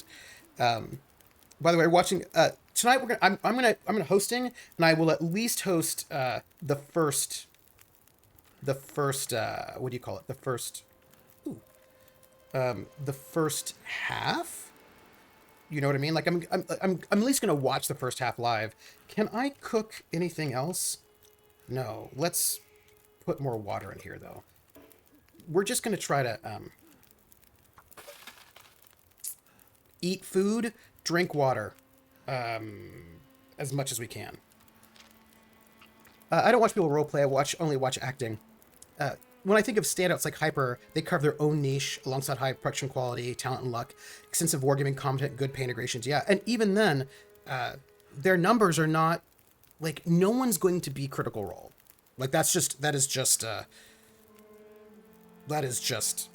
a true statement that people really need to sort of come to terms with. Ideally, you want to be the next CR, not beat CR at its own game. Ooh. Hold on. I'm gonna drink some water. Also, I just missed what we have to. The chat's going by so fast, and I can't just touch it myself, so I've got to look at it. Let's see.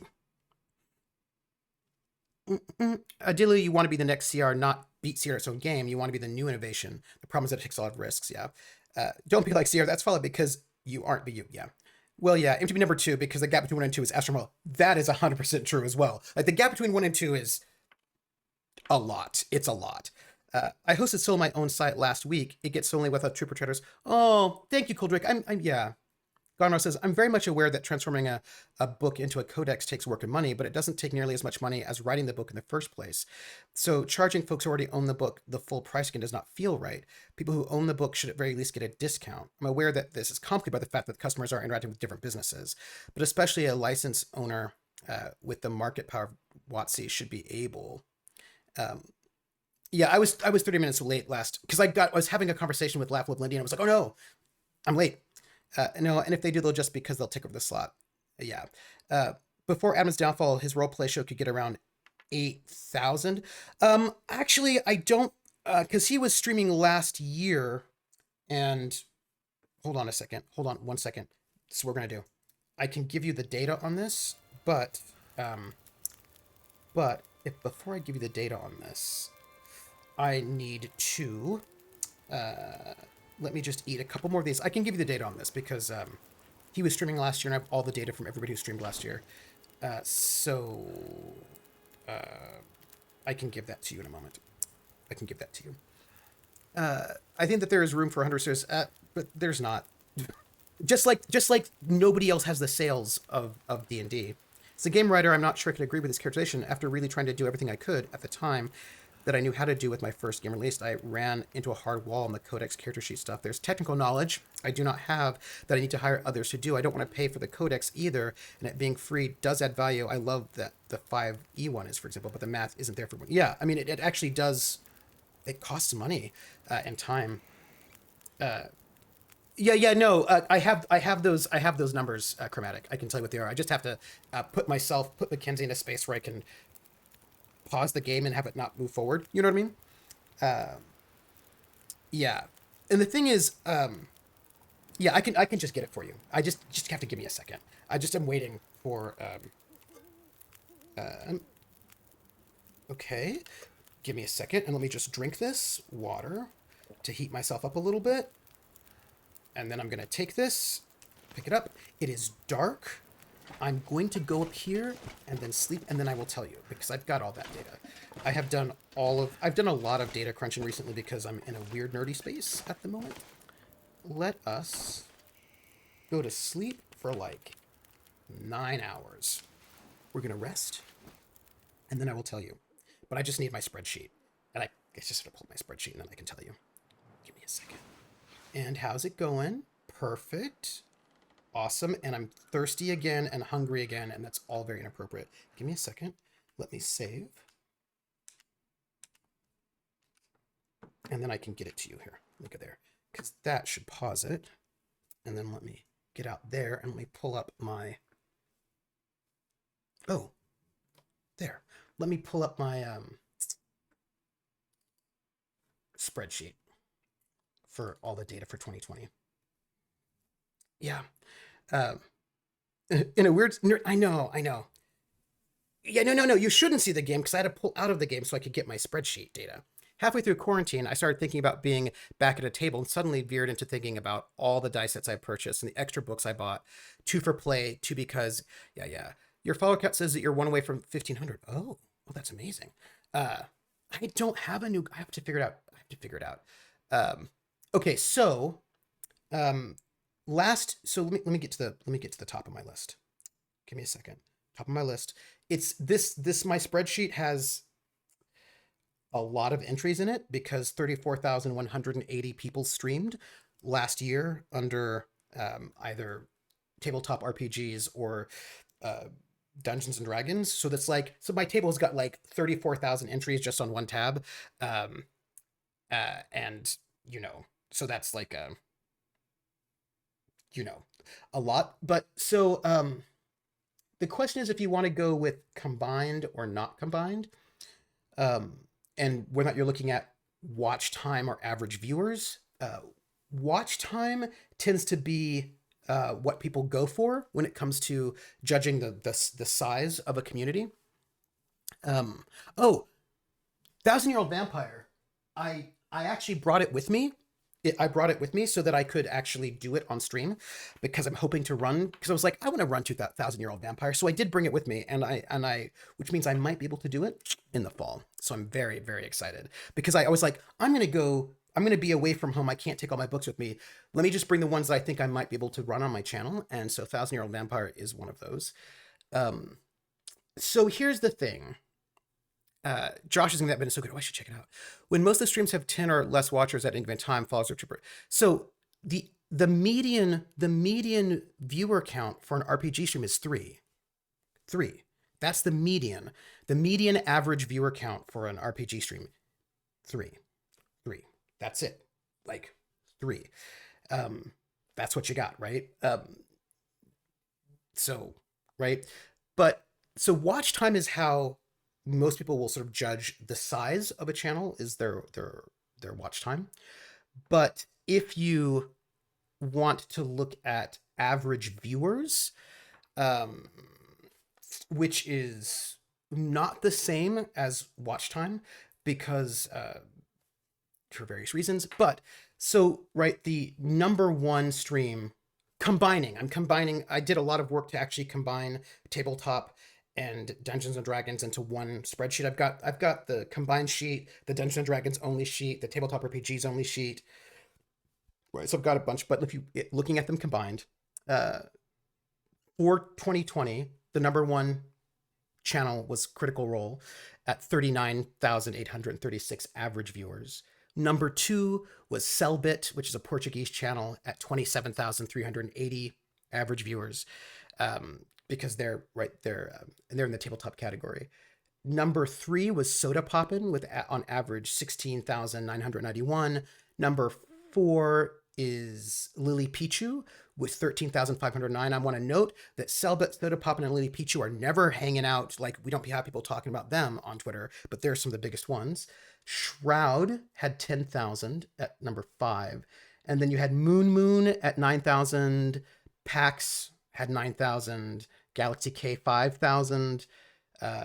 So in the 5,000 you had Galaxy K Sandbox Gabby, and that's the top 10. So like the number 10 is like at 5,000. And then you've got like one person at 4,000, which is Proto John. Then you've got 1, 2, 3, 4 in the 3,000s. That's Guaxinem, Arcadum, Livestream, and Dropout Live. Then you have a couple at the 2000s, Mount, Destiny, Strawberry 17 Plays, Felicia Day, Gitubo, Sacriel, Dr. Lupo, Cryotic, Yogscast, they're in the 2000s, Amaranth, and Imgur. And then you've got the 1000s, which is like, by the way, I'm just on number 27 out of 34,180, right? Cypher of Tyr, Super McGamer, Yoga, Zazaran, Rocket Beans TV, Quarter Joe, BioWare, Dwarfy Show, BuzzFeed Multiplier, Deoscript, Stir, Kyle, Potato Papau, Bigosong, Intel. A lot of these are actually not in English. Well enough. D&D Beyond, D&D Beyond's average numbers for 2020 was 1,433. Think about that. Do these viewers' numbers include folks who host the stream? I do not believe that hosting counts, actually. So that's actually a thing to note, that I do not believe that hosting counts. There are a bunch of things that actually don't count. So like raids don't count either. If somebody raids you, those statistics are not going to count for, at least for partnership. Yep, sounds like a typical long tail distribution you see with network stuff. Yeah. What do you think of the method channels like Free League, where they use more or less have other outfits streamed to their key to flesh out a roster content using the publisher's games without the publisher maintaining the extensive apparatus or capability themselves? That Free League is not. I will just say that Unmade Gaming has better numbers than Free League does running Free League games. I mean, I'm just gonna note that, right? So like they're doing their thing. But once we hit like 54, we're now under 1,000, right? So now we're looking at like 500, and that's like amazing because the average viewership is 3. It's like the numbers are, and you were looking for, oh yeah, no, but that's certainly true. You were looking for It Me JP.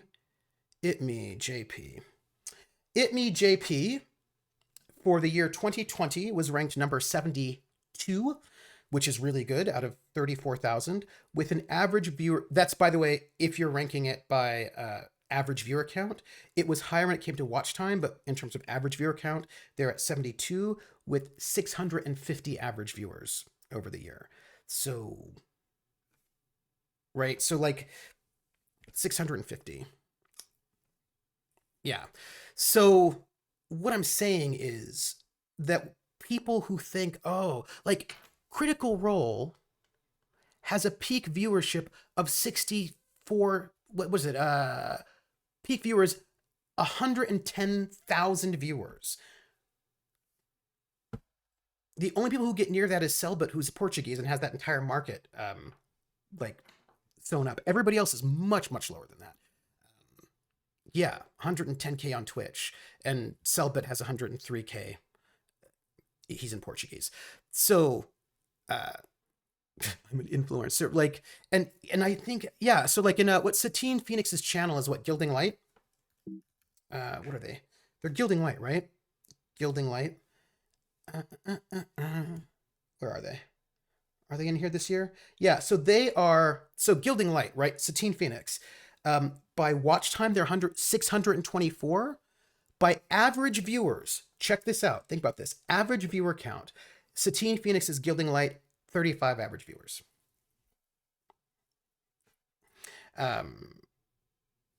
There you go, right? 35 average viewers. And, I have to sing, by the way. And so it's just one of those things to think about, that we have this idea of who is big and what success looks like and what successful is going to look like. And it is, by the way, my average viewer count for last year was 30. So I'm just 5 under Satine Phoenix. Do you know what I mean? Just, it's one of those things that we are oh, I'll be the next Critical Role. You're not gonna be the next Critical Role. That is just like you're not gonna be the next D&D. You're just not. D&D is well over half of all the sales for the entire RPG market, which is a very small market indeed, by the way. It's not very big at all. You're just not going to beat them. They have, you're just not going to. You're not, what you can do is be number 2. That's what Krellin said. You can be number 2. You can work really hard, although at the moment, number 2 is and has been Pathfinder for a really long time. So really, and they also have corporate sponsorship, I would say maybe you can be number 3. Although number 3 right now, I think, is Starfinder. My point is that you can hit the top 5. You can be number 4 or 5. You can do that. But you're just not going to hit, you're just not going to be Critical Role. You're just not. And you're not going to be D&D. We are in a market where one product dominates by an order of magnitude. And the people who are into that product are into that product. They're not into the other products. They're into that product. And that's not going to be a thing that we're going to be able to really... That's just what it is. You know what I mean? which we're probably like, Sierra, yeah, there's only so much market to go around. You can be number 4, merch drop. Like, and the thing is, and the reason why I think that D&D is not even D&D now. What do you mean by that? Your turn, my turn. Like I had the numbers for last quarter, not this last one, but the one before. I don't have the ones from last quarter memorized, but the one from the last quarter of 2020 or the last half of 2020. From it was D&D was the number 1. Number 2 was Pathfinder. Number 3 was D&D products not made by Wizards of the Coast. Number 4 was Starfinder. Number 5 was Cyberpunk, read by Artelsaurian Games. And you know that is not selling anywhere near Dungeons and Dragons. You know what I mean? Like if number 5 in sales is Cyberpunk, you know they're not making anything near D&D. Like D&D third-party products outsold, right? And I'm just noting it.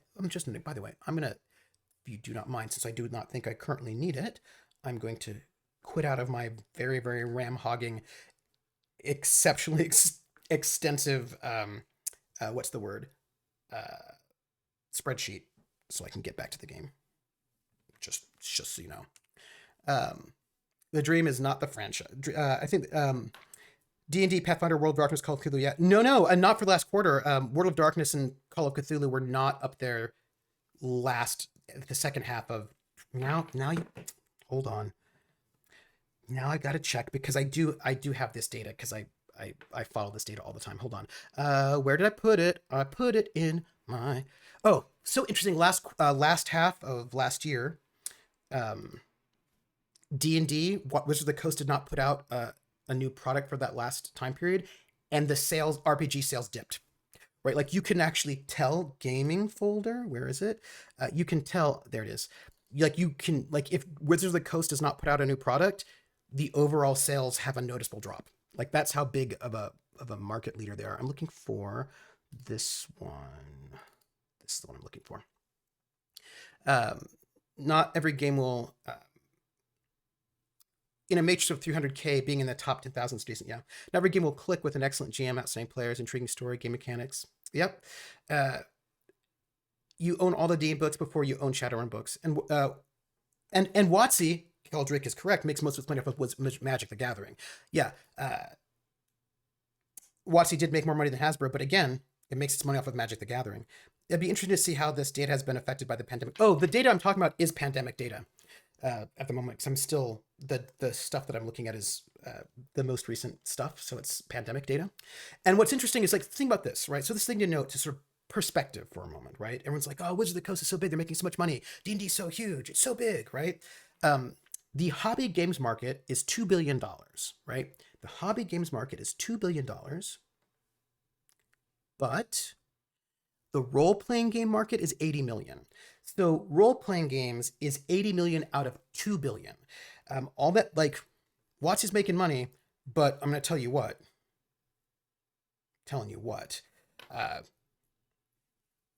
That's a lot of Magic the Gathering. Okay, I can tell you what the last fall 2020 was. So the last one they got, the last data we have. Number 1 was Dungeons and Dragons in sales. Number 2, Pathfinder. So they took number 3, very exciting actually. So this is actually really interesting because this is the most diverse I've seen in the top 5 for a while. So number 1 is Dungeons and Dragons. Number 2 is Pathfinder. Blah blah. We know it. Number 3 is Cyberpunk. So our Artelsaurian Games has done better. Starfinder has fallen out. Alien and Fate are tied for number 4.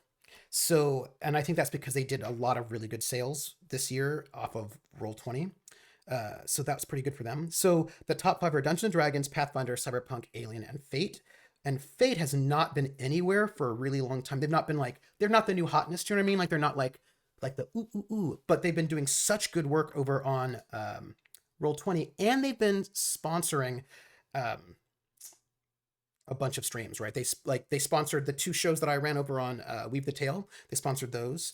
So they've been really interested in making sure they sponsored games on channels that have got good viewership, doing the Roll20 stuff. And so now they're up there at number 4, and they haven't been up in number 4 for a while.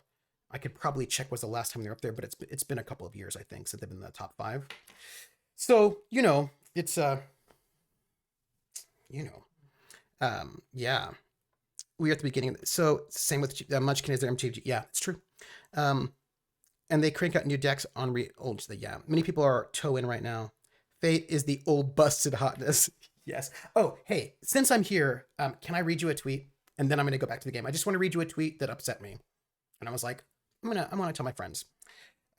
This Fate, I really doubt that they will sponsor Colos. I do not see it happening.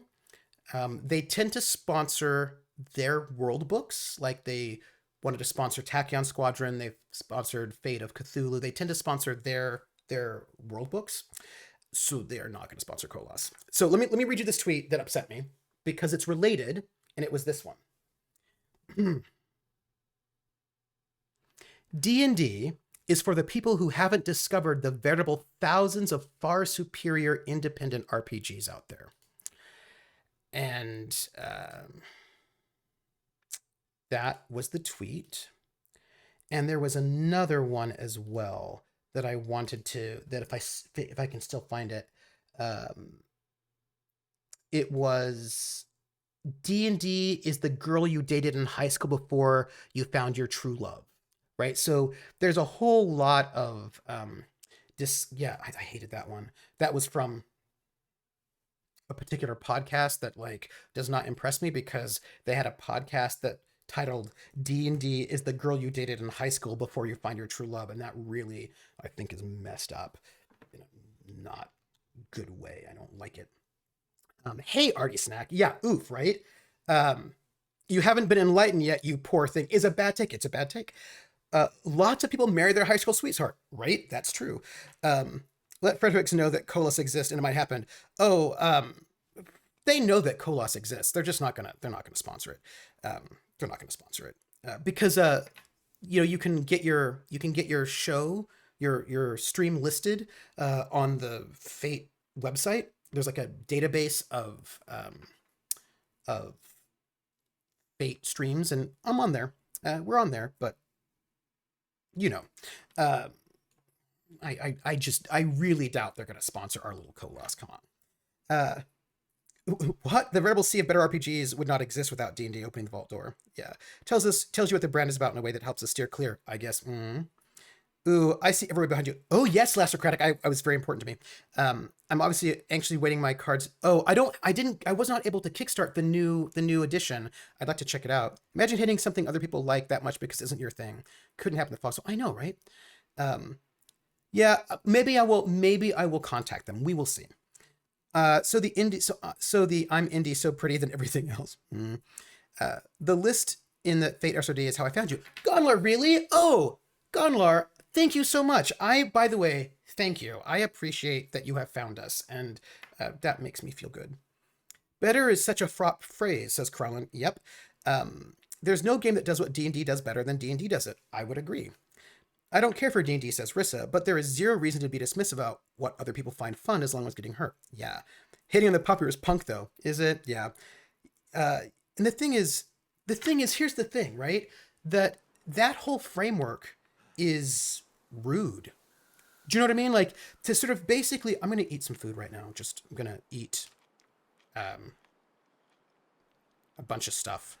You know what I'm going to do? I'm going to eat, I'm going to eat this dog food because who doesn't like dog food?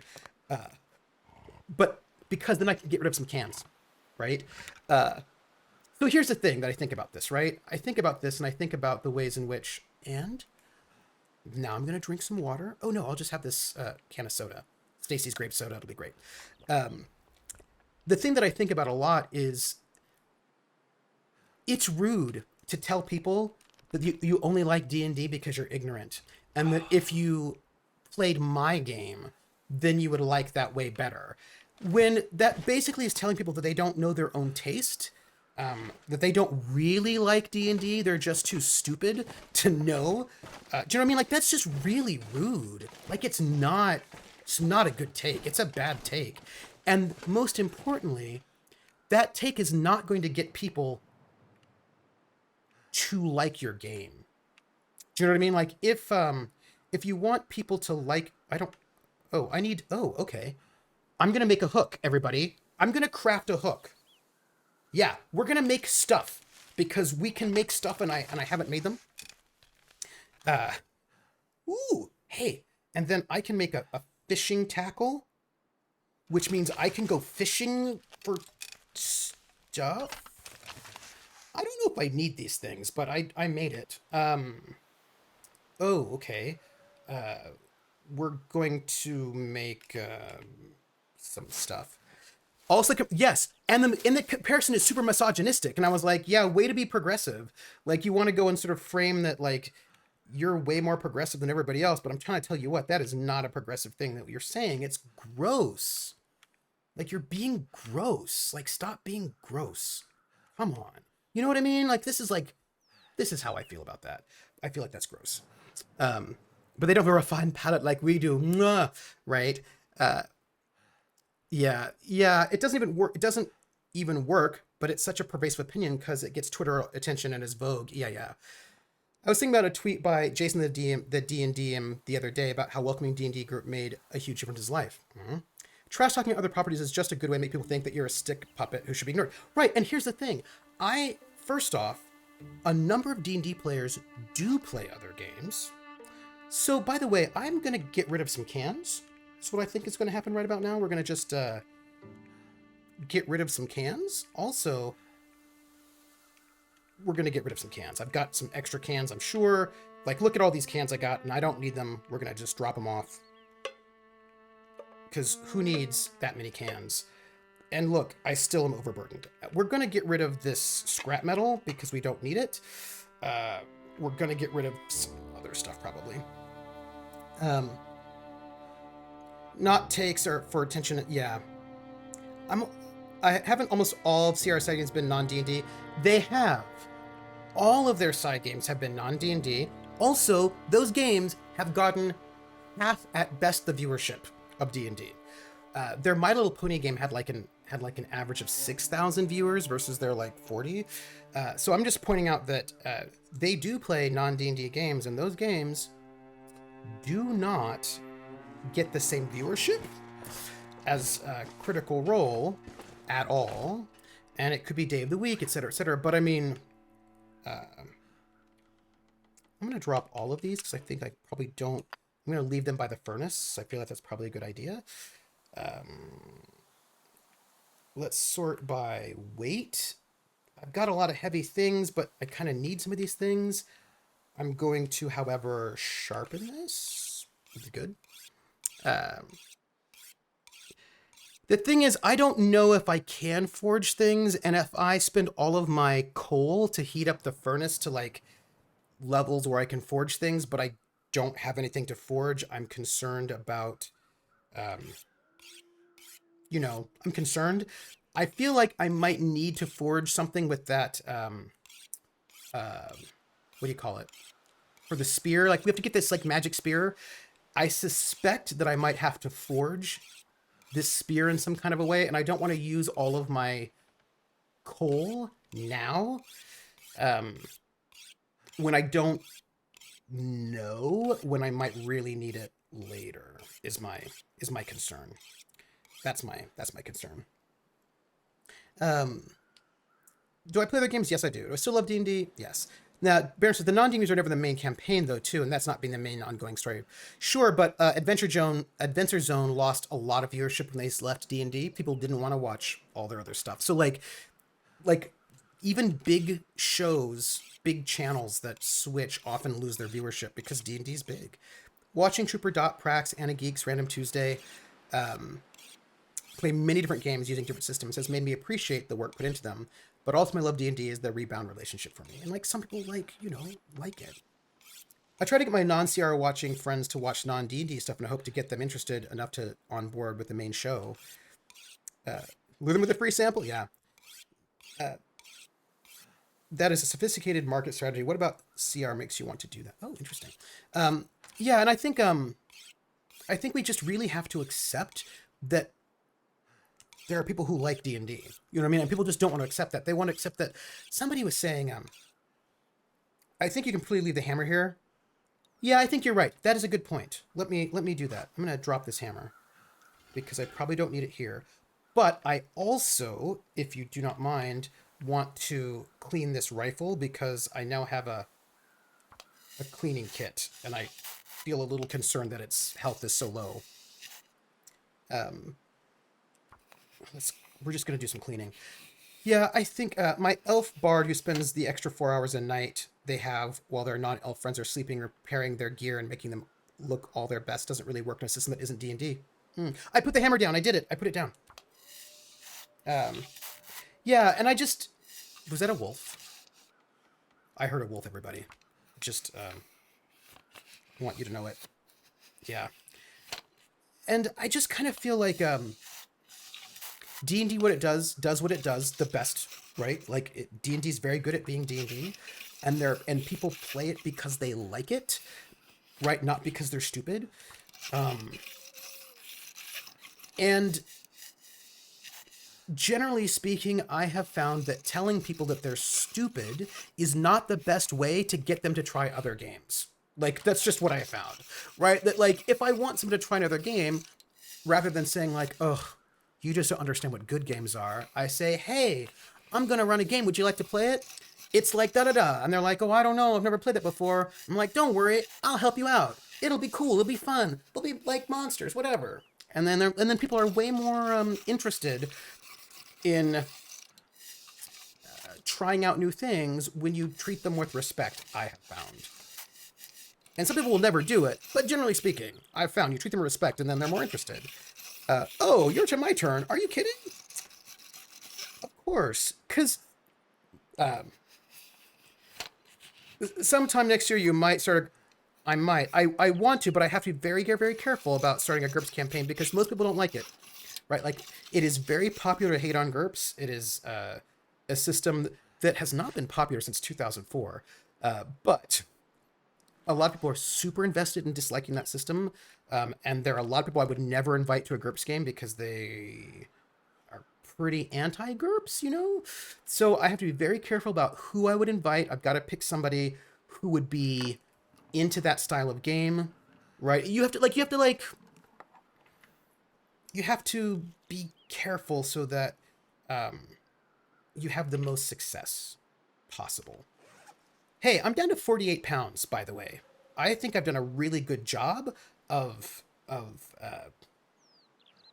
lowering my weight.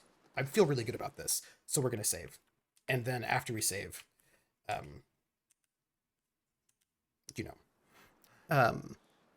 technically, says Missile Monkey, I started with Palladium games. Oh, Palladium's good. Gondlar, there is another side to those bad takes. There are people from D&D synonymous with the TTRP genre. And there are people who only play D&D because they cannot find a group for a different game. I'm not advocating being dismissive of folks who like D&D, but these issues are real. But here's the thing. I'll come back to that. Shaming is an effective tactic for the majority. The majority can shame the minority into silence. The minority cannot shame the majority into compliance. Oh, that's fair. Come back to that. What you mean that not acting like an entitled, arrogant idiot will lead people actually listen to you? Yeah. So the thing I would say about this is, and I think that Krellin has a good point. Technically, we're supposed to, okay, wait, let's see where we're going. So we have not found this. So we're supposed to find this homestead, right? But we didn't find it. So let's go. There's so much to explore here, and I feel like we are missing out on some exploration, but I would forge things, but I can't. So we're going to walk around and see if we can, make our way out and around. Rissa says, technically I was exposed to D&D first, but the first games I played were actually homebrewed Macross and Xanth games. Ah, yeah. Lastocratic says, one of the people in my game group has agreed to run a short adventure in Traveler and GURPS Transhuman Space. Ooh, love Transhuman Space. After our current Gumshoe adventure ends, I'm excited to finally experience these legendary games, even though I suspect they won't be my cup of tea. But I've been surprised by Crunchy games before. Yeah, I mean, the thing is, I don't expect people to like those games that I like, because, many people are just not into the vibe. It's not their thing. Thank you, Rissa. Oh, it's empty. Bummer. So, here's the thing. for a lot of people, D&D is synonymous with TTRPGs, and that's also fine. Do you know what I mean? Like, it's that's fine. If that's the game that they love and what they want to play, then that's it. Oh, I love GURPS more than anything. It is my favorite game. I love it. It's my favorite game. So like if TTRPGs or if D&D is synonymous with TTRPGs for you, like I'm not even bothered. I would say, by the way, I ran a campaign of GURPS Traveler. Loved it. Also, what are these things right over here? Bales of hay, do you think? I think so. Now, I will say that I get the frustration of being a person for whom D&D is not your primary game and having nobody to play with because everybody only wants to play D&D. I get that as a person for whom D&D is not my primary game, right? Like, let me tell you, I get it. I get what it's like when you want to play something that is not D&D and people only want to play D&D. Believe me, I get it. But if we respect consent, I wouldn't want to be forced to play a game I didn't want to play. And so I also have to respect that those people don't want to play a different game. And it may be frustrating because it might be hard. Like, it is just harder, right? I mean, there are like 80 million D&D players and like 2 players of games that are not D&D. But I can't blame the D&D players for the fact that there aren't a lot of people who want to play A Quiet Year. Do you know what I mean? Like, that's not fair. Like, it's not fair to blame them that they don't want to play my rando game. Like, it just is not fair. I have only played GURPS with Trooper as another PC. I would like to see him run it. Ooh. I'm like at 50% that I've got this special message. I've been in channels that hated on GURPS. Oh yeah, people hate it. And I've never understood their arguments why, so I definitely love to see. Oh, I can tell you why people hate it. Or at least, oh, nope, back up. Okay. So that's not great. Uh-huh. So we're gonna have to see what we can do here with this situation. I can tell you how people hate it. Now, some of the things they hate I think are just not true, but whatever. I play Traveler every other Saturday. Ooh! And Shadowrun on that week's Sunday. Run Fate, and I'm on the cast for D&D 5e. Nice. I feel like I saved recently, but we're going to save again. I'd like to see you run GURPS, Trooper, since you love it. I would love to. Also run the games you want to see. You're creating future DMs. Let's see if we can make it across this ice without dying. Gaming is my blood. Oh, first off, Missile Monkey, I love lemonade. Like, I really love lemonade, and I want you to know it. I don't know if we can get it across the ice, but we're going to try. I'm very worried about this, but, you know. If we can make it to that little hill, then maybe we won't die. I'm very worried. No! Oh, okay, back up. Okay.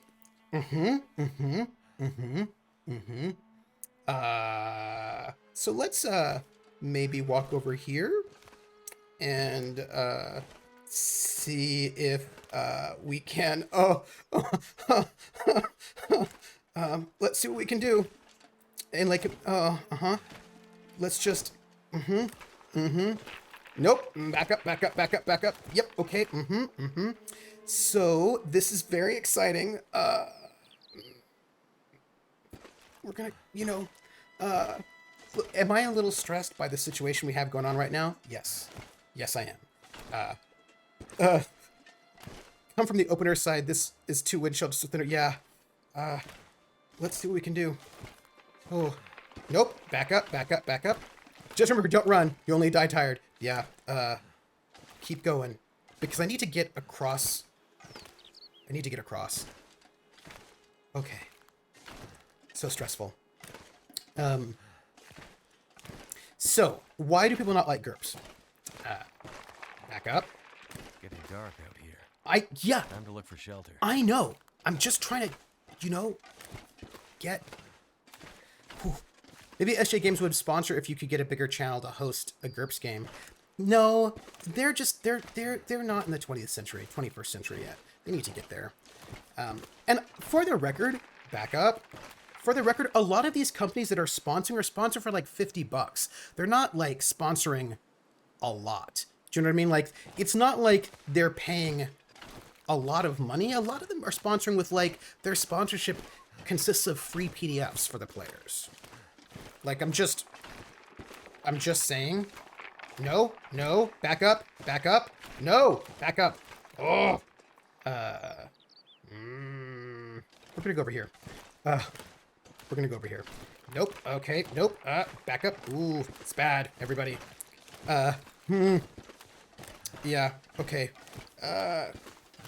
Yeah. So I'm just saying, like, it's not like you're getting a whole lot of stuff. You know what I mean? From a lot, like, this place is pretty cheap. Usually, like, free PDFs for the players. Yeah. Okay. Nope. Come on. Let me just. Okay, we're gonna go over here. We're gonna have to figure out how to get. What is over there? What am I looking at? Okay, see, I need to go the opposite direction. Well,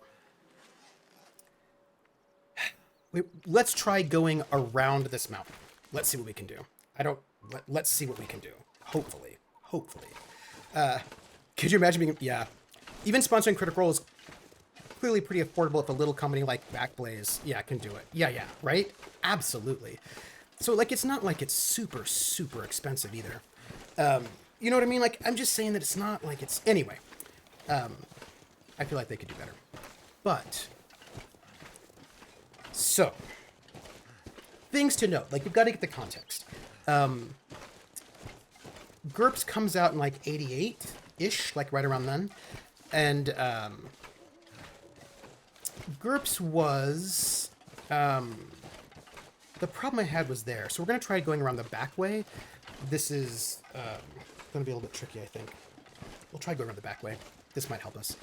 So GURPS comes out in 88-ish, and it is part of a sweep of a new wave of games that basically come to sort of be quite big in the 90s, which we can think of as, like, that's a kind of a rise of, like, generic and simulationist games. So you get GURPS, Hero, which comes out of Champions.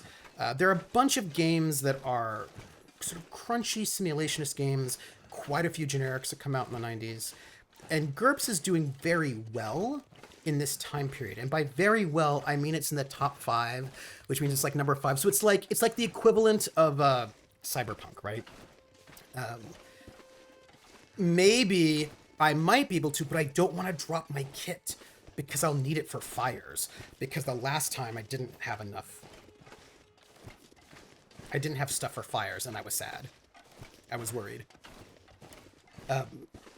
So we're gonna just, like, we're gonna work it out. It'll be fine. We don't have to cross on lakes. It's dangerous. We don't need to do it. So there's, like, this big rise, right? Like in the 90s. Well, I'm hoping I can get to this shortwave radio station before... Okay, hold on. Wolf?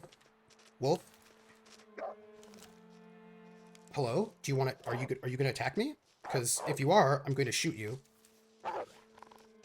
You should not attack me. We're going to walk away.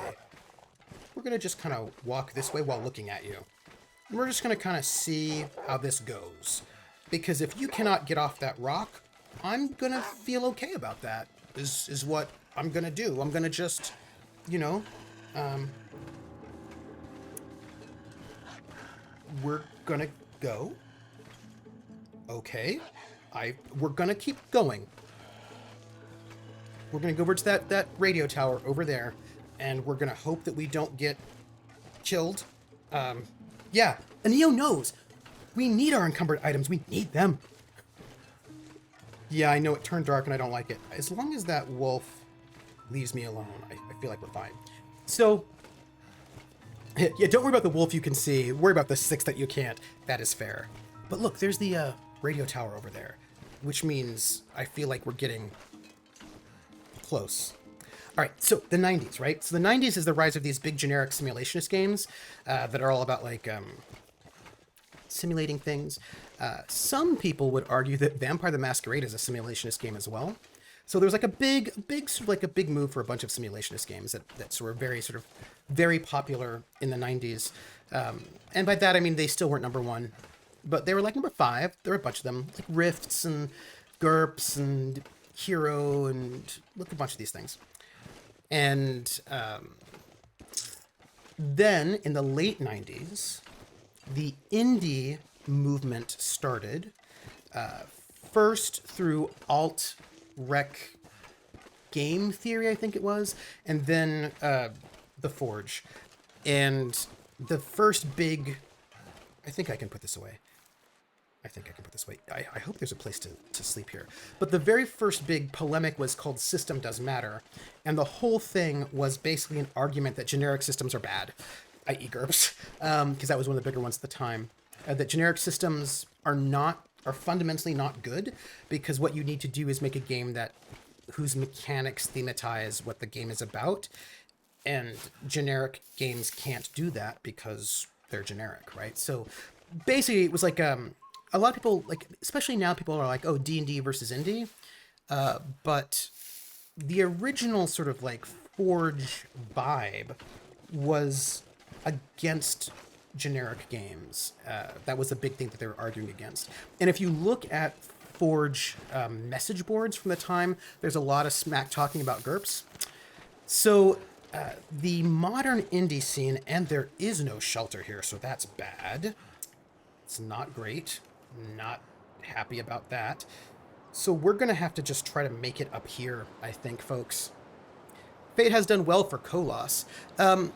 It has, but I had to do a lot of things that Fate purists think are bad, right? Fate works for me.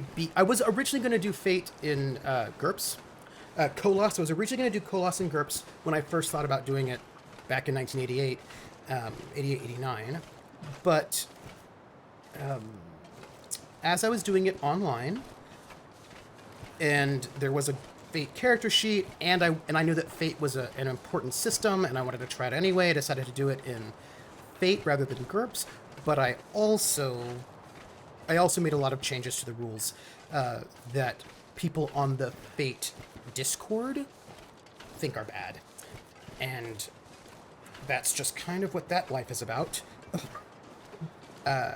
And I'm also on a mountain. And I feel like that's also bad. I feel like being on a mountain is not good, and it's getting dark.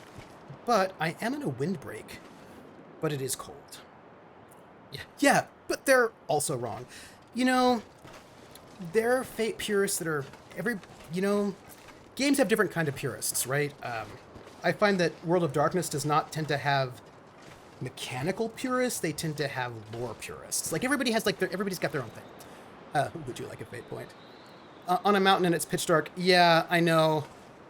Yeah, I'm worried about the grues. I'm worried about being eaten by a grue. I'm also worried about finding a place. Yeah, I've got some concerns. I've got some concerns about what's going on with my life right now. I think about the choices I'm making. You know what I mean? It seems likely. I'm very likely to be eaten by a grue. That's true. I'm also getting tired. It's getting dark. I think I've eaten all of my dog food. I am likely to be eaten by a grue, which is worrisome.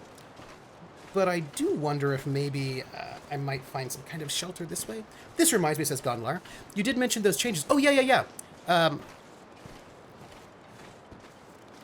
No. I don't think I actually mentioned what they were in the episode itself.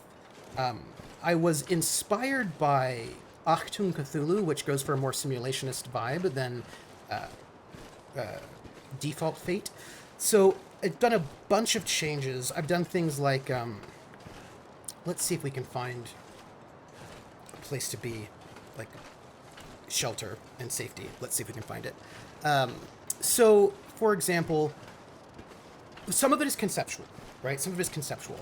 If you listen to traditional Fate fans, there are things that they will say, a way of conceiving of things, which is not the way that I conceive of things very explicitly.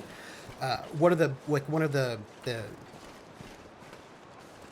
most obvious things is that they will say stress is not anything real, right? It's just a pacing mechanic. It just exists to pace combat. It's not actually a thing that exists in the game itself. And you shouldn't think about it that way. It is just a pacing mechanic. Like, that is it. And I do not. I do not do that. It is important for me to make basically as much as possible exist in the game itself. We're gonna start a fire, by the way, because we're gonna try to go to sleep. That's what we're gonna try to do. I've never been able to wrap my head around Fate despite reading core and FAE and watching several actual plays. The actual plays only made the rules more confusing. It's one of the few systems I won't touch, which is weird because my narrative's bent. I have gotten pretty good at explaining Fate to non-narrativists, right? Like, if you are a person who is more traditionally bent, I can explain it to you. I can work it out for you. Like, I can do it. I know how to translate Fate to people who are not Fate natives. I'm pretty good at translating it. I've worked really hard on it because when I first ran into Fate, it didn't make a lot of sense to me, to like my natural inclination. But I've gotten pretty good at explaining it to people in ways that'll work. Why have a negative mechanic that isn't important? Oh, no. It's important, but for them, it is purely narrative. It is not in the game world. It's a pacing mechanic. That's all it is. It's just pacing. It allows you to pace how long combats are going to run for, but it is not something that exists in the game world. I think I'm only interested in beginning players. Why wouldn't you want to tie the mechanics into the narrative more? I don't know. I do know. No. It is tied into narrative, but narrative is a meta situation, right? It's nice to offer taking on stress in a situation kind of burning a fate point. They say stress is, they say that stress is non-diegetic, that it is a meta-narrative mechanic, right? That what it does is that it helps simulate the narrative pacing of books and films. Not that it exists in the world itself, which they don't think it does. What they think it does is that it's there to, like, it's like when people say that hit points aren't real in D&D, right? That hit points are basically just pacing. Like, it's basically the same. Ooh, speaking of which, I've got some singing to do. It's the same argument, basically, right? That it is that it is a meta-narrative thing that's not in the game itself. It's narrativist outside of the world. Ambar Garwin, the name game. You can, yes, but stress is for any conflict, right? So, like, even if it's a social conflict, that what you're looking at is not, is not something that exists in the game. It's something that you use as a narrative device to shape the narrative, right? The name game. I'm gonna finish that thought. Come on, everybody. I say now, let's play a game. I bet you I can make a rhyme out of anybody's name. The first letter of the name. I treat it like I wasn't there. And then a B on F. On M will appear. And then I say bo at a B. Then I say the name. Then banana, fanner, and foe. Then I say the name again with an F very plain. Then a fee, fi, and a mo. And then I say the name again with an M this time. And there isn't any name that I can't rhyme. And bar Garwin, bo bum bar Garwin, banana fan from bar Garwin, fee fi mo bar Garwin, and bar Garwin.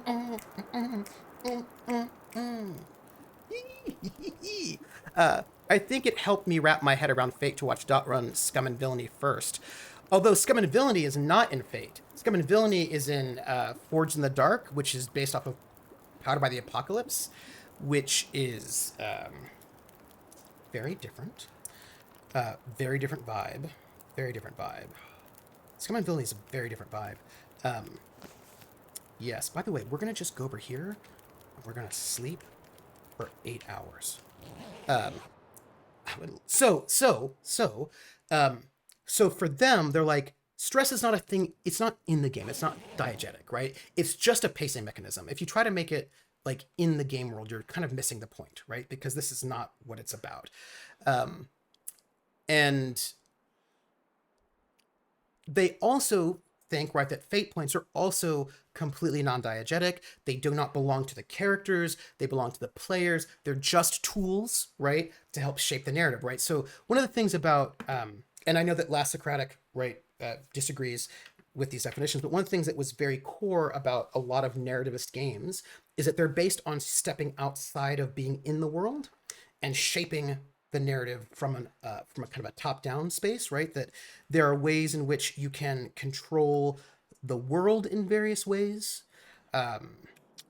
We're going to drink more water, everybody, right? That a lot of narrativist games take you out of being in character because you're a writer, not an actor, right? If you think about a lot of narrative games about telling the story, a lot of them are on the mode of being a writer, not an actor. So there are a lot of narrative games that have a lot of meta mechanics wherein you step out of your character and you control the story as a whole so that you can get the story that you're wanting. So that's one of the key elements of a lot of narrativist games is, why are you like huffing and puffing so much?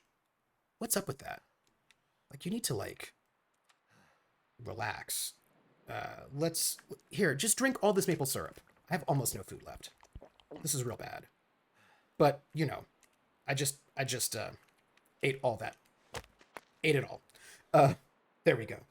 Let's head out. Dresden Files, on the other hand, is Fate, and what some of the things from Dresden Files end up in Fate Core, Fated Sword, yeah.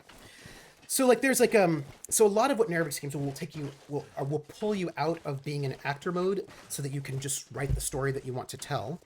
That's really very, very central to a lot of narrativist games because it's about writing a story, like you're a writer, and like you're writing the like I know it's a maple syrup. I'm not wet, but I just think I'm cold because I've been out. You know. How am I doing? Yeah. But I tend to be more simulationist, so I want to keep people in actor mode and I want to keep things in the game, not out of the game. So I don't conceive of stress as being a non-game mechanic to pace things. I think of it as being something that belongs to the characters. Like, characters have stress. For me, which is not how purists would say, stress is not a meta mechanic that does pacing. It is all of those injuries and fatigues that are real. They really happen to you, but they're not bad enough to cause a condition, right? So like if you get like a bit of like cuts and scrapes, for me, cuts and scrapes are like, you know, that's like some physical stress. Or being really tired, that's also physical stress. So for me, I conceive of stress as being a thing that actually is happening in the game itself, not as simply a pacing mechanism that is outside of the game. And storytelling is a group task. But what do we mean by storytelling becomes the question, right? Like, there are different ways of conceiving of storytelling. And how do you tell the story is in many ways the difference between narrativists and simulationists and gamists. You're all telling the story, but how do you tell it is different. And they often have different ideas of how you tell the story. Like I made it through another night. Yes, you did. And they're sometimes not compatible ways of telling the story. You're all telling the story together, but what that means and what that looks like is very different. And what the story is and how the story is shaped and how you imagine the story is often very, very different depending on the style, right? So those are things. Also, these looks like things I should have. I should just take these, and I'm going to. So anyway, the So one of the other big things, of course, is that for me, I don't think of fate points as being, again, completely outside of the game. I think of it as being something that actually exists in the game. It's a little bit tricky because they're a little bit both for me, but they're not exclusively outside of the game. I think about how many. It's a good question. How long I've stayed alive? I've stayed alive. I feel like pretty good. So for me, when I think about, have I played Unknown Armies? I I have Last Socratic. I have every single edition of Unknown Armies. Every single edition of Unknown Armies. I have yet to be able to actually GM a game of Unknown Armies, even though I have every edition. I hope one of these days I will be able to. I hope. I hope. So for me, when I think about fate points in the game world itself, I think about, you know, those stories of like the woman whose child is trapped underneath a car and she is able to lift the car, even though that like normally that's not a normal thing a person can do. I think of that as being like she used her internal reserve, which I think is the fate point, right? So I think that that average person who uses their internal reserve is basically using the fate point. You only have so many of them, but sometimes you can like do things that you could not normally do. And that for me is like a person in the world using, how do I even get out of here? Using a fate point to sort of do more than they could, right? So for me, there is a way in which this still exists in the game world itself, like historical strength, yeah. No, it's fine. No, I can't get rid of my books. I have to hoard them. So some of that's conceptual, right? But I also make changes to make things more in-game. I'm having to get basically I'm stuck that I cannot just fall off this cliff because there's a big old cliff here, and I'm trying to get out that way. So I'm trying to find a way where I can get back over there without, this might do it, without going all the way around. So this will be, here we go. This is my way. Oh, this is gonna be hard because we're in this like terrible situation when it comes to the ice being really thin, and now I'm spraining my ankle. We're gonna deal with my sprained ankle right now before anything else happens. We're gonna just deal with that. It's cool. It's cool, everybody. Sprained ankle. Yeah. Okay. Sprained ankle, everybody. Sprained ankle. Yep. Oh gosh. Here we go. Bandages. Bandages. Fate points are to fate what edges to a display shadow run. Yeah. That integral thing that can be different than normal stuff. But the thing is, I try to make it not. I try to make it in the game world. Like that is something that matters to me quite a lot. Is that it is in the game world. Okay, we need to make some bandages right about now because we're gonna be in trouble because we're sort of, yeah, I'm glad that I've hoarded everything because I clearly need all the things right now. We're going to at this moment treat our sprained ankle. Here we go. I know, right? I think, and then I just need to deal with my pain, which I've got some painkillers, so it's fine. The more you carry, everything is diegetic is what a simulation says. I mean, I try to have this, like, I can't have everything be diegetic. And I have like I have a kind of a, it's cold. I have a kind of an, like, there are two ways, like, there's like kind of like a way in which you can be out of character but sort of think diegetically that I try to also have going, so that you can be out of character. Fingers feel numb. Oh, come on! Come on! But sort of like think, no! Ah! Excuse me for a moment. Do you mind? You have to forgive me for a moment. I am in a bit of a state. It's kind of a thing going on right now. You just excuse me for one moment. Just gonna. I'm so cold. Yeah, I know you're cold. Like, I get it. I know. I understand that you're not doing well and that you're feeling some kind of a way right now. Like, I get it. Mm-hmm.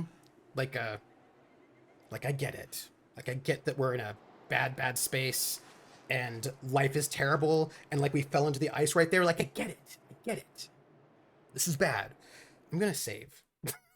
Save right now. Right here. Yeah, so this is, we didn't die. We crawled out of the ice. It was bad. We're not dead, though. We didn't die. We didn't die. The thing is, can I get across the ice? Let's try. I feel like we can't, but we're going to keep going. We're going to just try real hard. Nope. Okay. This is an experiment, everybody. Okay. We just got to keep going. We got to make it. We got to make it. Please. Just, oh.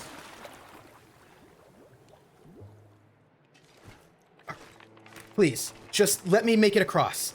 Let me make it across, please.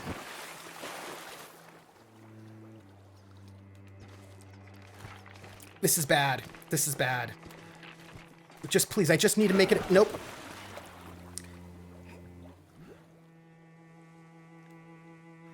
Look at that.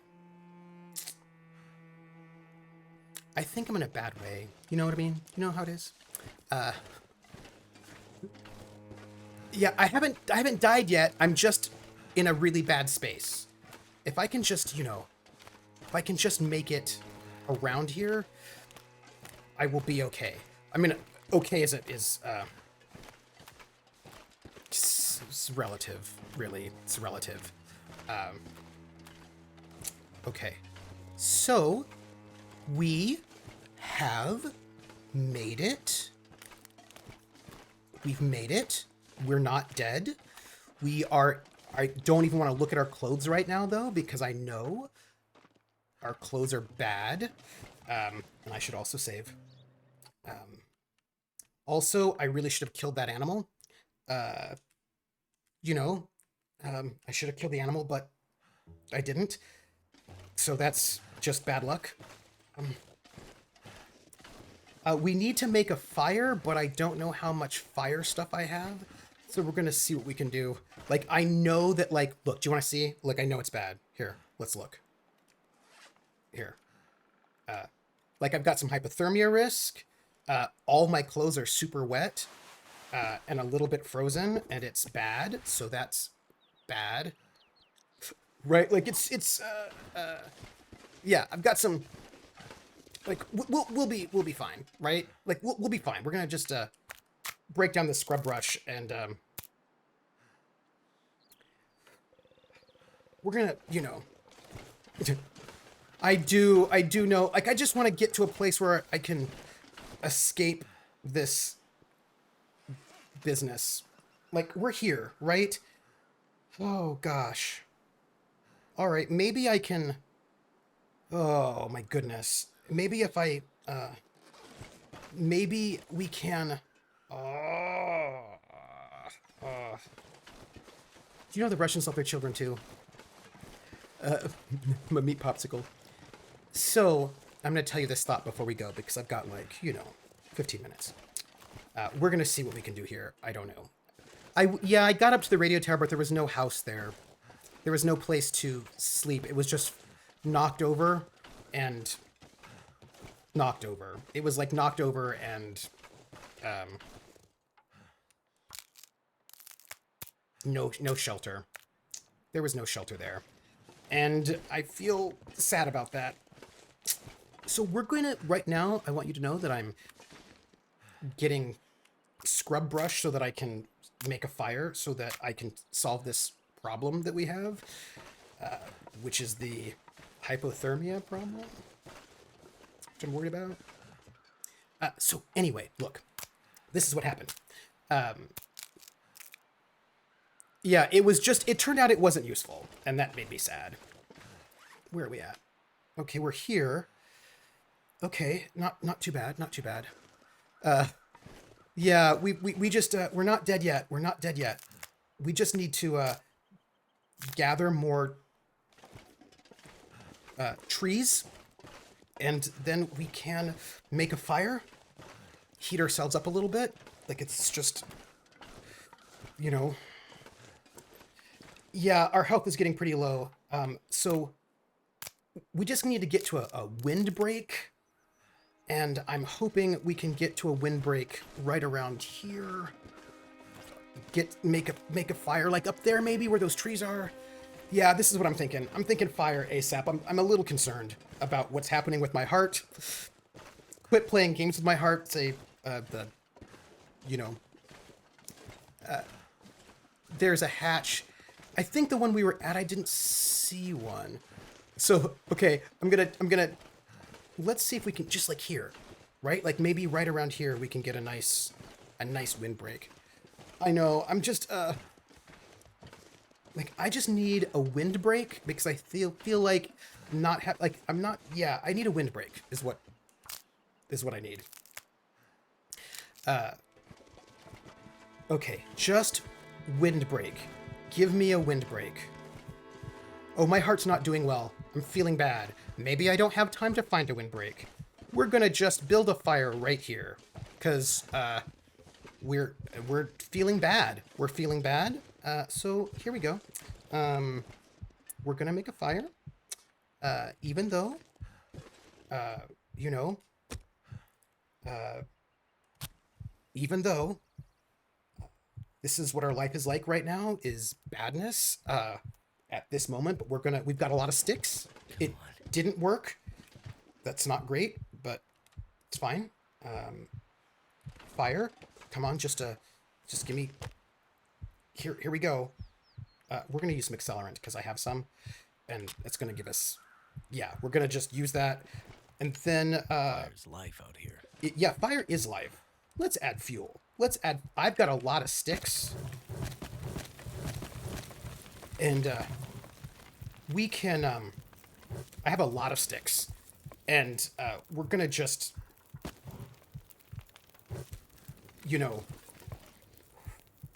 we're going to stand here, without a lot of food, but we're going to heat up some water at least. And,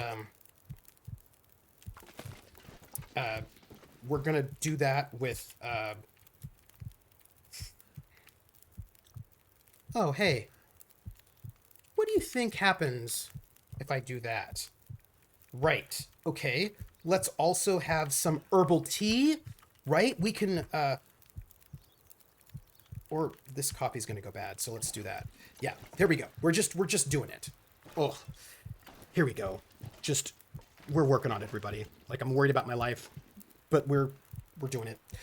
So one of the things, oh, I can boil birch bark. It'll give me more tea. It'll make me more tea. Apparently coffee does go bad in this game, but you notice how I'm not looking good. I'm looking bad. So, one of the other things that I did, like, it's one of the I would say the biggest thing that I do,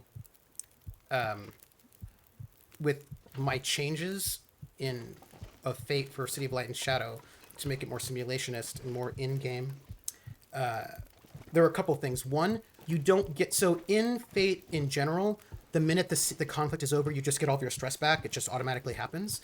And I don't do that. You do not automatically get stress back, for me. Now, you don't automatically get stress back in Tachyon Squadron either. But for me, you just have to do something to get your stress back, right? So, let's just drink this. Warm ourselves up a little bit. I'm gonna put some. Let's do some birch bark. Yeah, let's do that. Let's just get some birch bark in there. That'll be good. So you don't automatically get stressed back. You don't have to do much, right? Like, you just have to RP that you're doing something to get stressed back, right? So do you go to sleep? Do you go to see the doctor and get some like little bandaging? Do you have like a good heart-to-heart with friends? Like, you just have to do something to relieve that stress.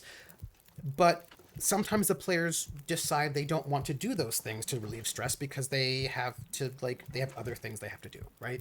So, but that's a choice that you have to make. You have to decide if you actually want to take the time to relieve that stress or not. Yeah, like maybe Tango gets drunk, or maybe he goes and gets shot up, right? Like, you have to do Although I might not endorse how Regina gets all her stress points erased. Maybe. Although there was a time in season 1 when Regina just did not clear stress because she just wasn't sleeping.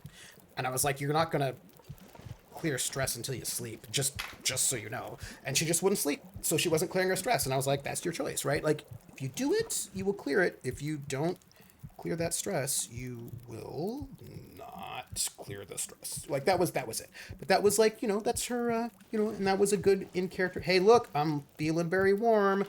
I'm a little bit worried about, let's drink this too. Let's just drink all of our stuff. And let's hope that we don't, because like we're kind of in a very I'm worried about our life kind of space right now. I'm gonna eat this. I'm not gonna eat the MRE yet. We're gonna, like, my health is so low. Yeah, so it's about choices, because that's what's interesting to me, because for me, I'm really interested to find out who the characters are through their choices, because I'm not a narrativist, right? Narrativists have stories they want to tell, and I don't. I want to find out. I just want to explore who the characters are. My clothes are still frozen, so I'm going to stand by this campfire and hope that, let's see. Restore condition. I'm gradually recovering my condition over time. That's good. My fatigue is reduced. I'm warming up. I'm well fed. I'm at a hypothermia risk, but hopefully being here by this fire is going to help. Yeah, I just need to, like, I'm getting better. It's just slow. In mini games, you can kill characters very easily, Traveler. Then you have games where it's really hard to kill a player Fate. And I've done a lot of things, Missile Monkey, to make it easier to die in Fate. So basically, it's my version of Fate is easier to die in, mainly because it's much harder. Like, it's harder to clear consequences. So in Fate, as written, consequences clear in metagame time, right? Because it's a very narrativist system where these things are meta. So, for example, we're gonna let ourselves heat up a little bit. And hey, look at that! I'm feeling a little bit better already. My heart goes from red to white. We're in a better space. We're going to be here in front of this fire, so that we don't get into like a death spiral. So in Fate as written, right, a lot of things happen in narrative time, not in game time. So, for example, you have your mild, moderate, and severe consequences, which you get from conflicts, right? And, or the like. And in Fate, once you put the consequence in recovery by making a roll for it, then a mild consequence clears after a scene, and a moderate consequence clears after an episode, and then a severe consequence clears once you hit your next breakthrough, right? So these things happen in narrative time. No, I'm not frozen to death. No, I'm not. The idea of Tingo dying before getting home was debating on was, oh yeah, that could have happened. It was very possible. It's very possible. I wonder if you could strip down to your dry clothes as long as fire's above. The thing is, I don't know if that would actually... Let's try. What we'll do is, I have an idea. Let's take off one of our clothes and see if it helps as an experiment. Let's drop these cargo pants and see if that causes them to unfreeze quicker. Do you know what I mean? Like, let's see if it does. We'll do an experiment, right? So that's 48 frozen. Let's see about on my body. These are... No, it looks like they clear about the same. Looks like they clear about the same. So, is that true? Is that true? 47, 46, 45, 40. Oh yeah, so let's take our clothes off. Let's take our clothes off. We're going to take all our clothes off.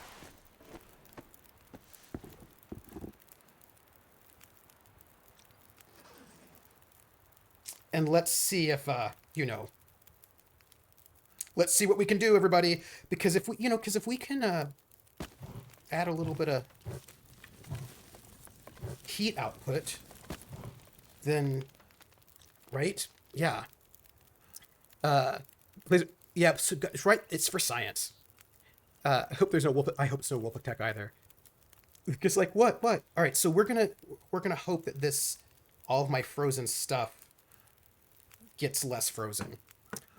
And while we're doing that, so let me tell you. So, right, so like you go and you get like a broken leg, right? That's your consequence, and then after a scene, it's done, right? So like the things clear very quickly. Well, depending, right? So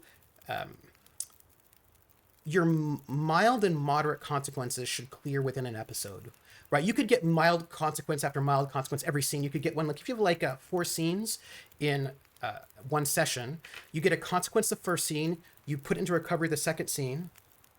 At the end of that recovery, then it's clear. So you could get like 2 mild consequences and they'll be done like within a day, right? In the way that Fate as written goes, because things are in narrative time, because that's like the narrative space. But I have said no to that. So I have made it sort of inspired by Achtung Cthulhu. Consequence is now clear in game time.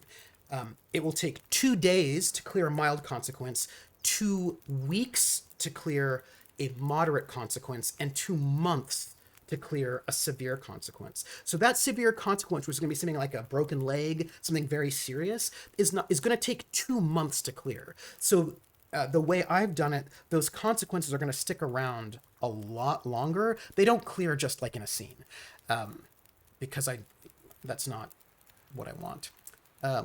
Isn't taking the clothes off searching something people do?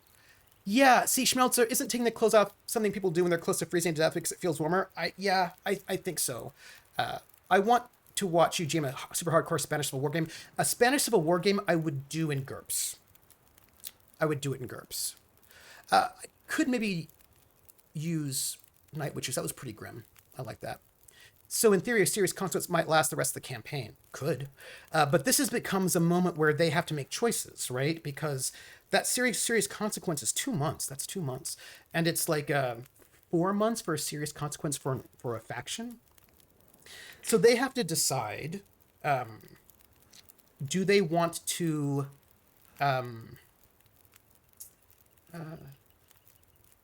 do they want to time skip? Because they can always time skip, right? They can always time skip, lay low for a while, sit it out for a couple of weeks, not do anything, which is always doable. The only thing is that while they're laying low and not doing anything for a couple of weeks, other people, because I'm running a simulationist, are going to be doing things, right? So they're like, oh gosh, we've got some bad consequences. Why don't we like lay low for a couple of months? Like for 2 months, we just won't do anything. We'll just time skip. And I was like, okay, but the bad guys are going to be building up and doing stuff in that, so like they have to decide, is it worth it for them? And sometimes they just can't time skip because they've got really intense things happening right now that they can't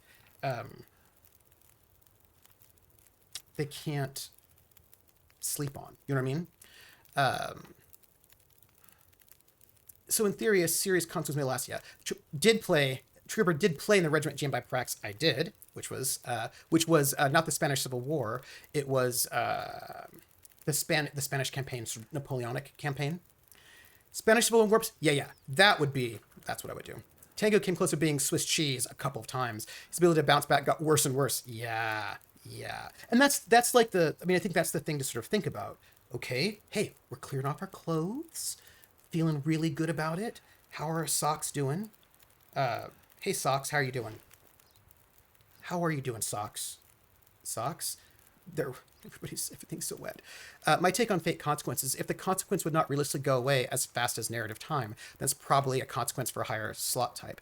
Everything else would contradict the goal. Yeah. So basically, in as written, in Fate, you're not going to have your consequences aren't going to be very meaningful, right? They're going to be like, oh, my consequences, like I'm a little off, I'm thrown off, right? And then you're like, and then after a scene, you're done, right? But even a severe consequence, if you run, something that has to do with pacing. Like, so for example, you would clear a severe consequence at your next breakthrough. So if you do a breakthrough, and I do breakthroughs like once every 4 sessions. I'm a little stingy. Some people will do breakthroughs every 2 or 3. And if you don't pass a lot of time, even the most serious of consequence is going to be cleared in like a day, right? Like if it takes you a day in game time to get through your breakthrough, then, right? Because that's the thing, that consequences as written clear in narrative time, not game time. So that severe, like the severe consequence, which is supposed to be like super heavy duty, might clear just in a day or two in game time, if that's all it takes. If that's all the time that passes between your next breakthrough. Because it's fundamentally not about realism. Do you know what I mean? Like it's not about being realistic or simulating real things. It's about as written. It's about narrative stuff. It's the reason why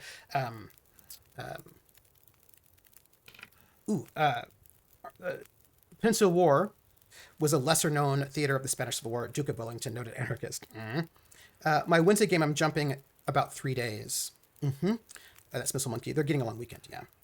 Rissa says, does it make a difference if they are spread out? The cargo pants came off first, but they also dry themselves a lot closer. But they did come out first, and now they're wet. And these are only 10%. I don't think it makes a difference if they are, if they're spread out. Like my boots, I'll put my boots on pretty soon, so I'm pretty excited about that. And so like that's pretty exciting. Like I feel like we're gonna get there. Like these work pants are about the same. They're about the same. In the course of one of my players, thank you, Coldrake, is having a Yoda moment with the shapes. Oh, yeah. So like I'm feeling pretty good. We survived. We're not dead. We just need to use all that fuel that we. Just make it super hot and clear it up. So that's the thing, is that what sort of purist Fate fans would say is that Fate models fiction, not physics, right? So that's what they would always say, that if you are looking to Fate to be a simulationist game, you're doing it wrong, because it's fiction, not physics. That is not, however, what Fred Hicks says. Fred Hicks, the creator of the game, has said that Fate can also do simulationism, but that's not what Fate fans say. Fate fans are like, no, fiction, not physics. That like you should not be thinking about Fate. Like Fate is supposed to model movies. And so like in a movie, you can have a sprained ankle, a broken leg, and then like it's fine a couple days later, because that's how movies work, big action movies. So Fate purists would say that that's right, that fiction, not physics. And that if you're thinking about it that way, you're thinking about it wrong. So I have made changes so that it does work that way, because that's what I want it to do. Like that's like, I actually want those consequences to be in-game time, not out-of-game time. I want stress to be an in-game thing, not an out-of-game thing. I want fate points, even though that we have a discussion about them out of character, to be related, to have an in-game relation, to be thinking about like, how much effort is this? How much are you willing your character to commit, right? Like how much effort, how much energy are you willing to commit to this situation? And ooh, I can wear my boots now. They are no longer. Is getting too heavy to carry. Stop being a whiner. So that's good. I can put on my shoes now. I'm feeling good about that. Like we've got some goodness there. Shoes. Hey, and look, and I'm wearing them and everything. I just am not wearing anything on my legs, which is awkward. But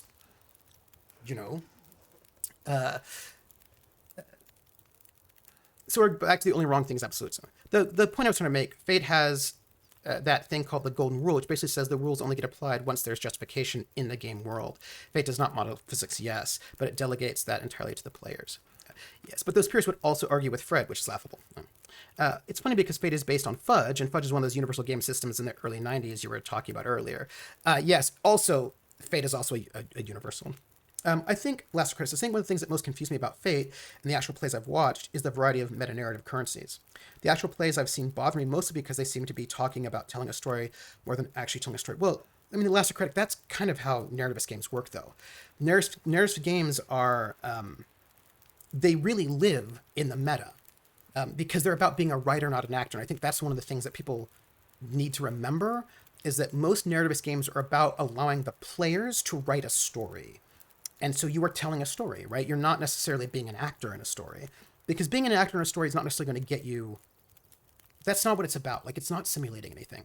It's about telling a story. It's one of the reasons why a lot of narrativist games have meta narrative currencies, because that's what they're there for, right? It's so that the player can say, oh, I don't like how the story's going. I'm going to use my meta narrative currency to tell a different story, because you're telling a story. You're not acting in a story. You're telling a story. You're writing a story. So one of the big things about narrativist games is that they're one of the first style of game that really pulled players out of actor mode or puppet mode and gave them writer mode, right? So like, you should be writing the story. So you can be like, no, I want to change how this story is going to go. And then you change it. And that's one of the key elements of narrativist games, is because they have a story they want to tell. Yeah. It's not like his legs have my legs have never seen the sun. By the way, we're gonna go soon. I'm just very excited about the fact that my thermal underwear is almost dry. And this is like this is what I'm growing tired of PBA lately because of the immersion breaking nature of discussion moves. But that's what narrativist games are not necessarily about immersion. That's the thing I think that people forget, that immersion is not necessarily the goal of a narrativist game. You can do it, but oftentimes to really be narrativist, you can't be fully immersive, right? That full immersion is going to sometimes hamper the. Let's do a little bit more of that. Is going to hamper the narrativist goals, right? Like, if you're only thinking. Your turn marches. Holy crap! Yes, taking a player out of their narcissist hole, right? So that's the thing, that a lot of narrativism doesn't want you to be in character, right? That's not what they want, because you're not your character. You're writing a story, right? So you're like, classic narrativist games don't want you to sort of just be in character, because your job is not to play a character. Your job is to write a story, and you need to make sacrifices for the story, right? Like. What my character would do is not the core life of a narrativist game. Are simulationists full immersion? It depends on the simulationist game. Some games are, it depends. It depends. Right? Like, you can get immersion in all different modes and different kinds of ways. It's not like you can't do immersion in a narrativist game. It's just that a lot of narrativist games are going to pull you out of immersion, because you need to be pulled out of immersion to do the writing as a player. And it sort of just depends. I find you're going to get, it's like, some simulations games are so crunchy that it might take you out. Like, it might be immersion breaking, the amount of crunch. But generally speaking, gamist games often want you to be meta, right? Use player knowledge, right? So full immersion can sometimes hamper a really good gamist game, because you are now running around. Hey, thermal underwear, dry, also dry. This much gear. Stop complaining. Climbing socks, dry. Climbing socks, dry. The big thing I've got to wait for right now are my pants. And once my pants get dry, we are golden, people. Golden. But being in character and writing the story are not mutually exclusive. You can do both. Well, actually, Mission Monkey, oftentimes there are going to be conflicts, right? That's what so using Cold Trooper sets up the scene, and oftentimes the players take the reins, and there's a wild ride. The character talk, and Trooper just goes listen to it.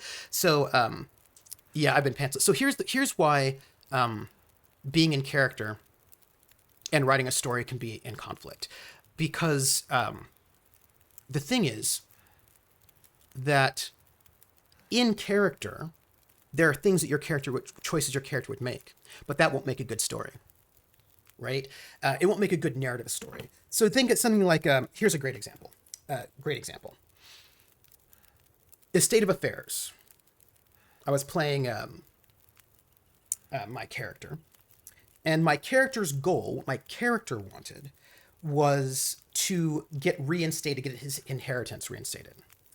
And so he was making, plots to try to get his, and of course, this is Good Society, which is a super narrativist game, super narrativist, was making plots to get reinstated. And one of the plots was to fake his mother's signature, writing a letter saying that he was reinstated, faking it, right? Like he forged a letter saying that he was going to be reinstated. And, right, so this is what the character wants. And the game asks you to be out of character and break immersion all the time to do good narrativism. And so because that's a narrativist game, and I have to play narrativist because that's the job. If you're playing that game, you have to do that. There was a moment when he was going to be arrested, right, for basically being in a duel. And being in a duel is not basically you to be in a duel. You like a noble can authorize a duel, right? Like a noble can authorize the duel, and he said he was like, oh well, I'm like I'm the count and I've authorized this duel, but he had been disinherited, so actually he wasn't authorized. But if he had the letter, the fake letter, he could prove that he was really reinstated and he wouldn't be arrested. And because it's a narrativist game,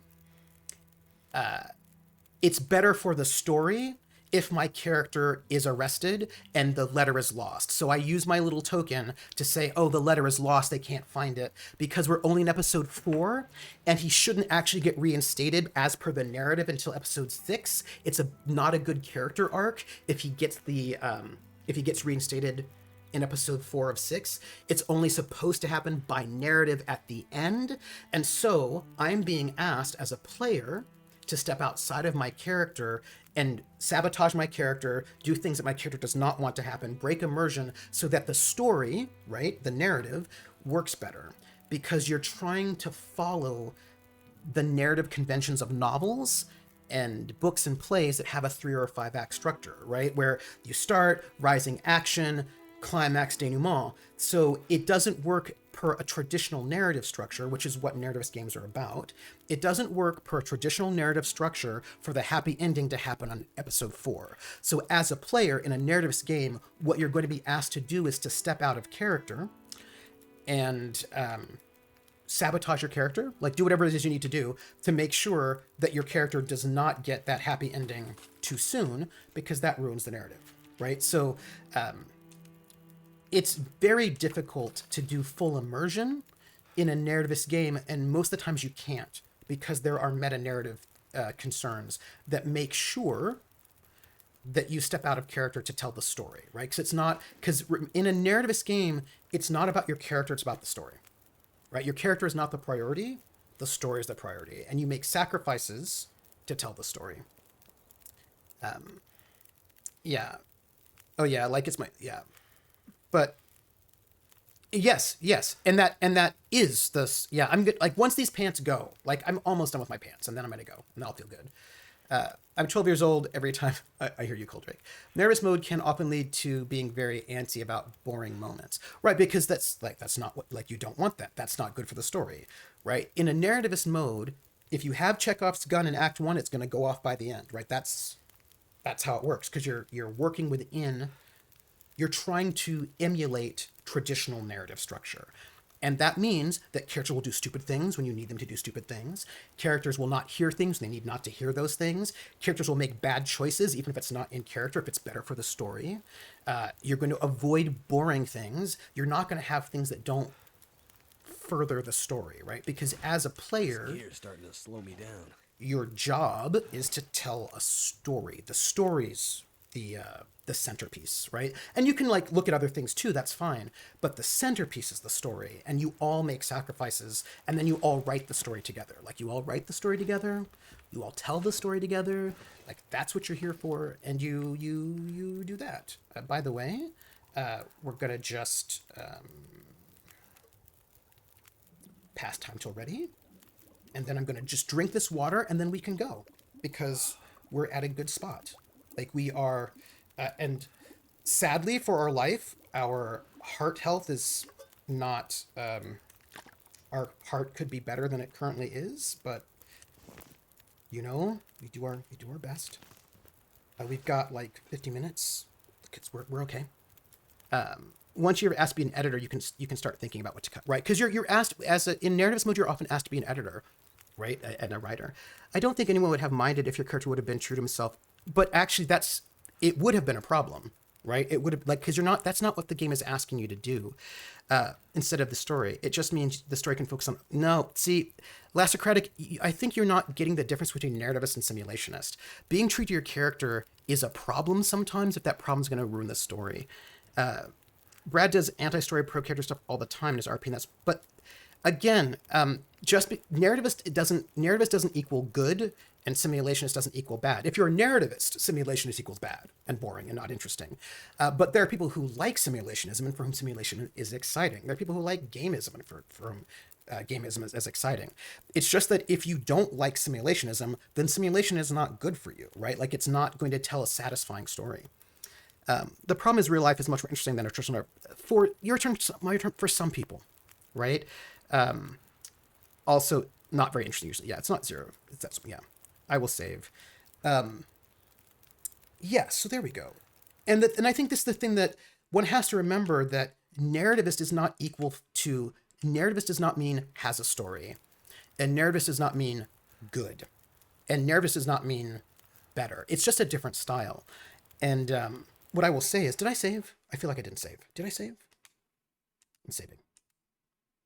And then I'm going to go to here. And I think that people have to recognize that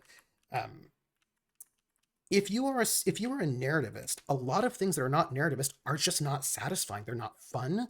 They are not fulfilling. They do not make you happy because, people who like narrativist play really like narrativist play, and it's a very different style of play. You don't necessarily need immersion at all. I mean, you can have it, but you don't necessarily need it, and sometimes you can't. A really good narrativist will just stop out of character and will just start narrating things, right? Well, like this is how the story's going to go, whether or not it's good for their character, because your character is not the character is not the focus, right? The story is the focus. There are simulation games I've bounced off hard because the actor stance they asked of me was too intense. Alice Missing is a really amazingly written LARP test-based RPG, but the emotional context it asked the players to enter was not for me. Now I will say that there are narrativist games that also asked you for like hardcore emotional actor stance stuff as well. It's just that they tend to ask you for it in a different way. Game. Do you know what I mean? Like it's like a different thing. Like you can do that too. My instinct was to pull back and to try to author my character rather than to mantle them. But doing so really worked against the game. Yep, right. Ooh, the name game. Come on, everybody. I say now let's play a game. I bet you I can make a rhyme out of anybody's name. The first letter of the name. I treat her like it wasn't there. And then a B or an F or an M will appear. Then I say bo at a B. Then I say the name. Then banana, fanner, and foe. Then I say the name again with an F, very plain. Then a fee, fi, and a mo. And then I say the name again with an M this time, and there isn't any name that I can't rhyme. Hrothgar Thorson, Hrothgar Thorson, Hrothgar Thorson, Will Hrothgar Thorson, Banana Faniful, Hrothgar Thorson, Fee, Fi, Mum, Hrothgar Thorson, Hrothgar Thorson. The name game. Woo! Thank you for that resub. Oh yeah. You heard that, Grips? The worst. Totally the worst. It's the worst. It's the worst. Yes, I'm gonna go. So yeah, I will just say that it's one of the things to sort of think about, right? That like think about this for a moment. A person who's like, I want to tell a story where my character, like, I mean, people are making tweets about this right now. Like, I want to tell a story where my character has like a will they, won't they relationship with another PC, and that goes through the whole entire character, and at the very, very end, they ask the other PC to marry them, the other PC says yes. That is a narrativist thing. They're like, I know what arc I want my character to have. I know it. Or things like, I want my character to be super badass, and I want them to die heroically at the end of the story. Like, all of that is a narrativist idea about what you want to happen. And then you want a game that will allow you to make that happen, right? And if it doesn't happen, you get disappointed, right? There are players for whom they know what story they want to tell for their character. And if that doesn't happen, it's really disappointing they don't have fun. And so they want to play a game that allows them to make sure that happens, that gives them meta currency to be able to tell the story. And then this is what happens to my character. And then no, my character does not die here. This happens to my character instead, because that's not going to be fun for them. It's not going to be fun for them if their character dies or doesn't die in the way they want their character to die. Like, I know a number of people who are like, yeah, if my character died here, that's not going to be fun for me. Like, I don't mind if my character dies, but my character has to die in a narratively satisfying way. And that's a narrativist way of thinking about it. The idea that there are some deaths that are good for stories and some deaths that are bad for stories is a narrativist way about thinking about death and about story. And there's nothing wrong with it. It's just a very different way of putting together a story. Right? It's a narrativist way of putting together a story rather than a simulationist way of putting together a story, or a gamist way of putting together a story. Like, all three styles have stories, but they're just different kinds of stories. And the people in them are getting different kinds of satisfactions about them. And you're also expected to play slightly differently in different styles of games based on what the style of game is. Yes. Okay. So we had someone tell the GM how they wanted to die heroically, and then they ended up dying in the outhouse in a less than heroic method. So Coldrake, narrativists would really hate that, and they would feel like they were cheated, and that would be like terrible.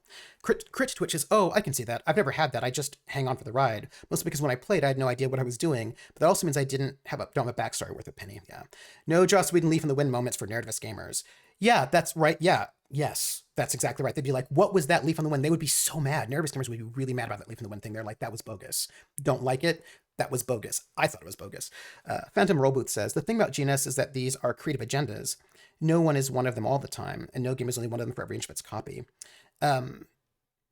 So let's roll for it, right? Well, sometimes you do not, like, sometimes you don't want to roll for it at all.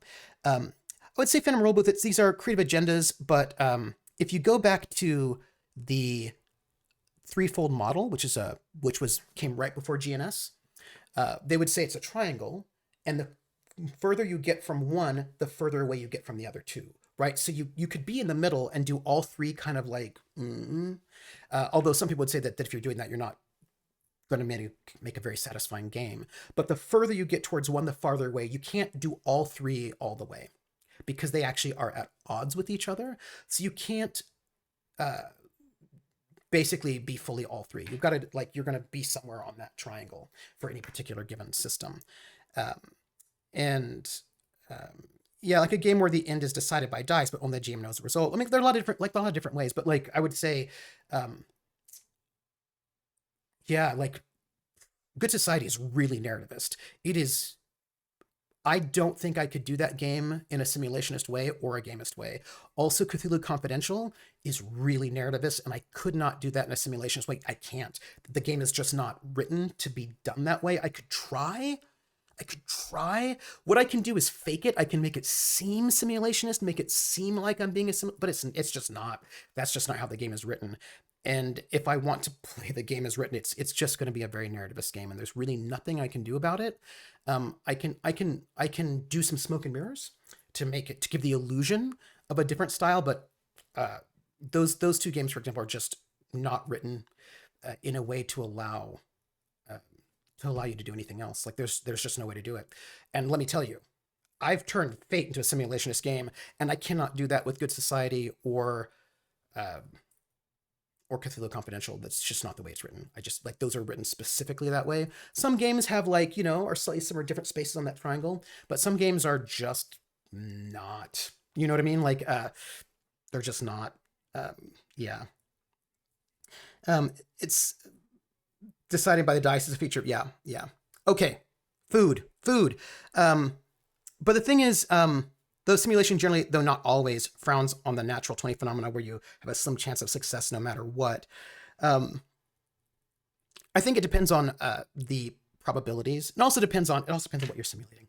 Okay, so I'm going to go get food, but I will be back in 30 minutes, 25, for the finale of Critical Role. If you want to watch it, you can watch on my channel. I'll be hosting it, and you can hang out in our chat. I'm not going to watch all 7 hours tonight. I'm going to go to bed because I do have stuff to do, but I'm going to be up for, like, we're going to watch 4 hours. Like, there's a break. They said they have a break coming in around, like, the 4-hour mark or something. So I feel like I'll watch it till that break and then watch the second half later.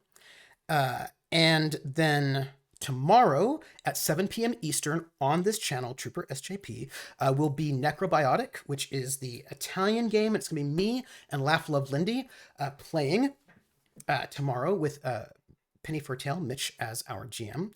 And then Sunday will be episode 5 of Midsummer Mysteries, Clockwork Dominion novella over at Table Story. And then Sunday at 8 p.m. over at Praxagora, the Smophoria's channel, we will be playing a one player, one GM, a solo session with my character Russ, the Rhyhawk, delving into Russ's backstory. So that is our life. Tomorrow, Necrobiotic, Saturday, Midsummer Mysteries, and Sunday, Blue Rose. And then I am going to see if I can do something on next Friday, because I want to see if I can do something. We will see. We will see. I've got to check it out. I got to check it out. But that's it for me. I'm going to get food, and I will see you all in a half hour tomorrow around. Thank you all. We can talk more about it later. We got more stuff to talk about. But I love you all. You're awesome. And thanks for being here. And hey, look, real quick. I'm going to move, July 1st. I don't know where I'm moving to. I don't have a place to live yet. We'll see how that goes. But I would like to do maybe one more thing in June. And we're going to start up Colas in August, but I do plan on doing something RPG interesting in July once I actually get to the new apartment, unpack, and have internet and all that. So do not think there will be no RPGs for July as well. But it's just, that's all I'm going to say. That's it. You're back to... No, I'm not back to Tufts yet, Socratic. I'm on sabbatical in the fall, so I've got to do a lot of writing in the fall. I will be back teaching at Tufts in the spring. So I've got the fall to do a lot of work and writing, and it would be better for me not to go back to Massachusetts, because if I go back to Massachusetts, they're going to get me to do service. So I'm trying to get an apartment not in Massachusetts, where rent is $2,500 a month. It's super expensive. So a place that is not as expensive and not where they'll ask me to do service, so I can get a lot of writing done. And we will see. We will see how it goes. I'm still working on that. Still working on it. So, yes. I will see you all. Oh, hey, Courier, thank you. Happy Pride to you. Happy Stonewall riots, Stonewall uprising. Happy Compton Cafeterias riots. Happy day of protest, month of protest. You know what I mean. So I'm go get food. I will see you all in a half hour. Y'all are best, but expect some RPGs. And also, your turn, my turn. I'm going to talk about you, and you're going to find out when in the next couple of days. Probably in the next couple of days. You'll know. I'll ping you. I'm very excited. All right. Happy protest is a weird sentiment. Well, I always think about, I think for me, the protest was joyous, right? Because it started a movement for people to get equal rights. And I think of celebrating, like when I think about what happened at Compton's and the Black Cat Cafe and Stonewall, people even at the riots themselves, at the protests, they were singing songs. They were like thumbing their nose at people. It was angry, but it was also camp and joyous. And so I want to celebrate that people stood up for themselves and said, no more with this. And that I want to celebrate. You know what I mean? So I think about, I think about the, they were doing a kickline dance during the riots. Like there were these drag queens and trans women. They were doing like this kickline dance. And there was so yeah. All right. I'm going to go eat. All right. I'm eating. All right. Catch you on the flip side, everybody. Bye.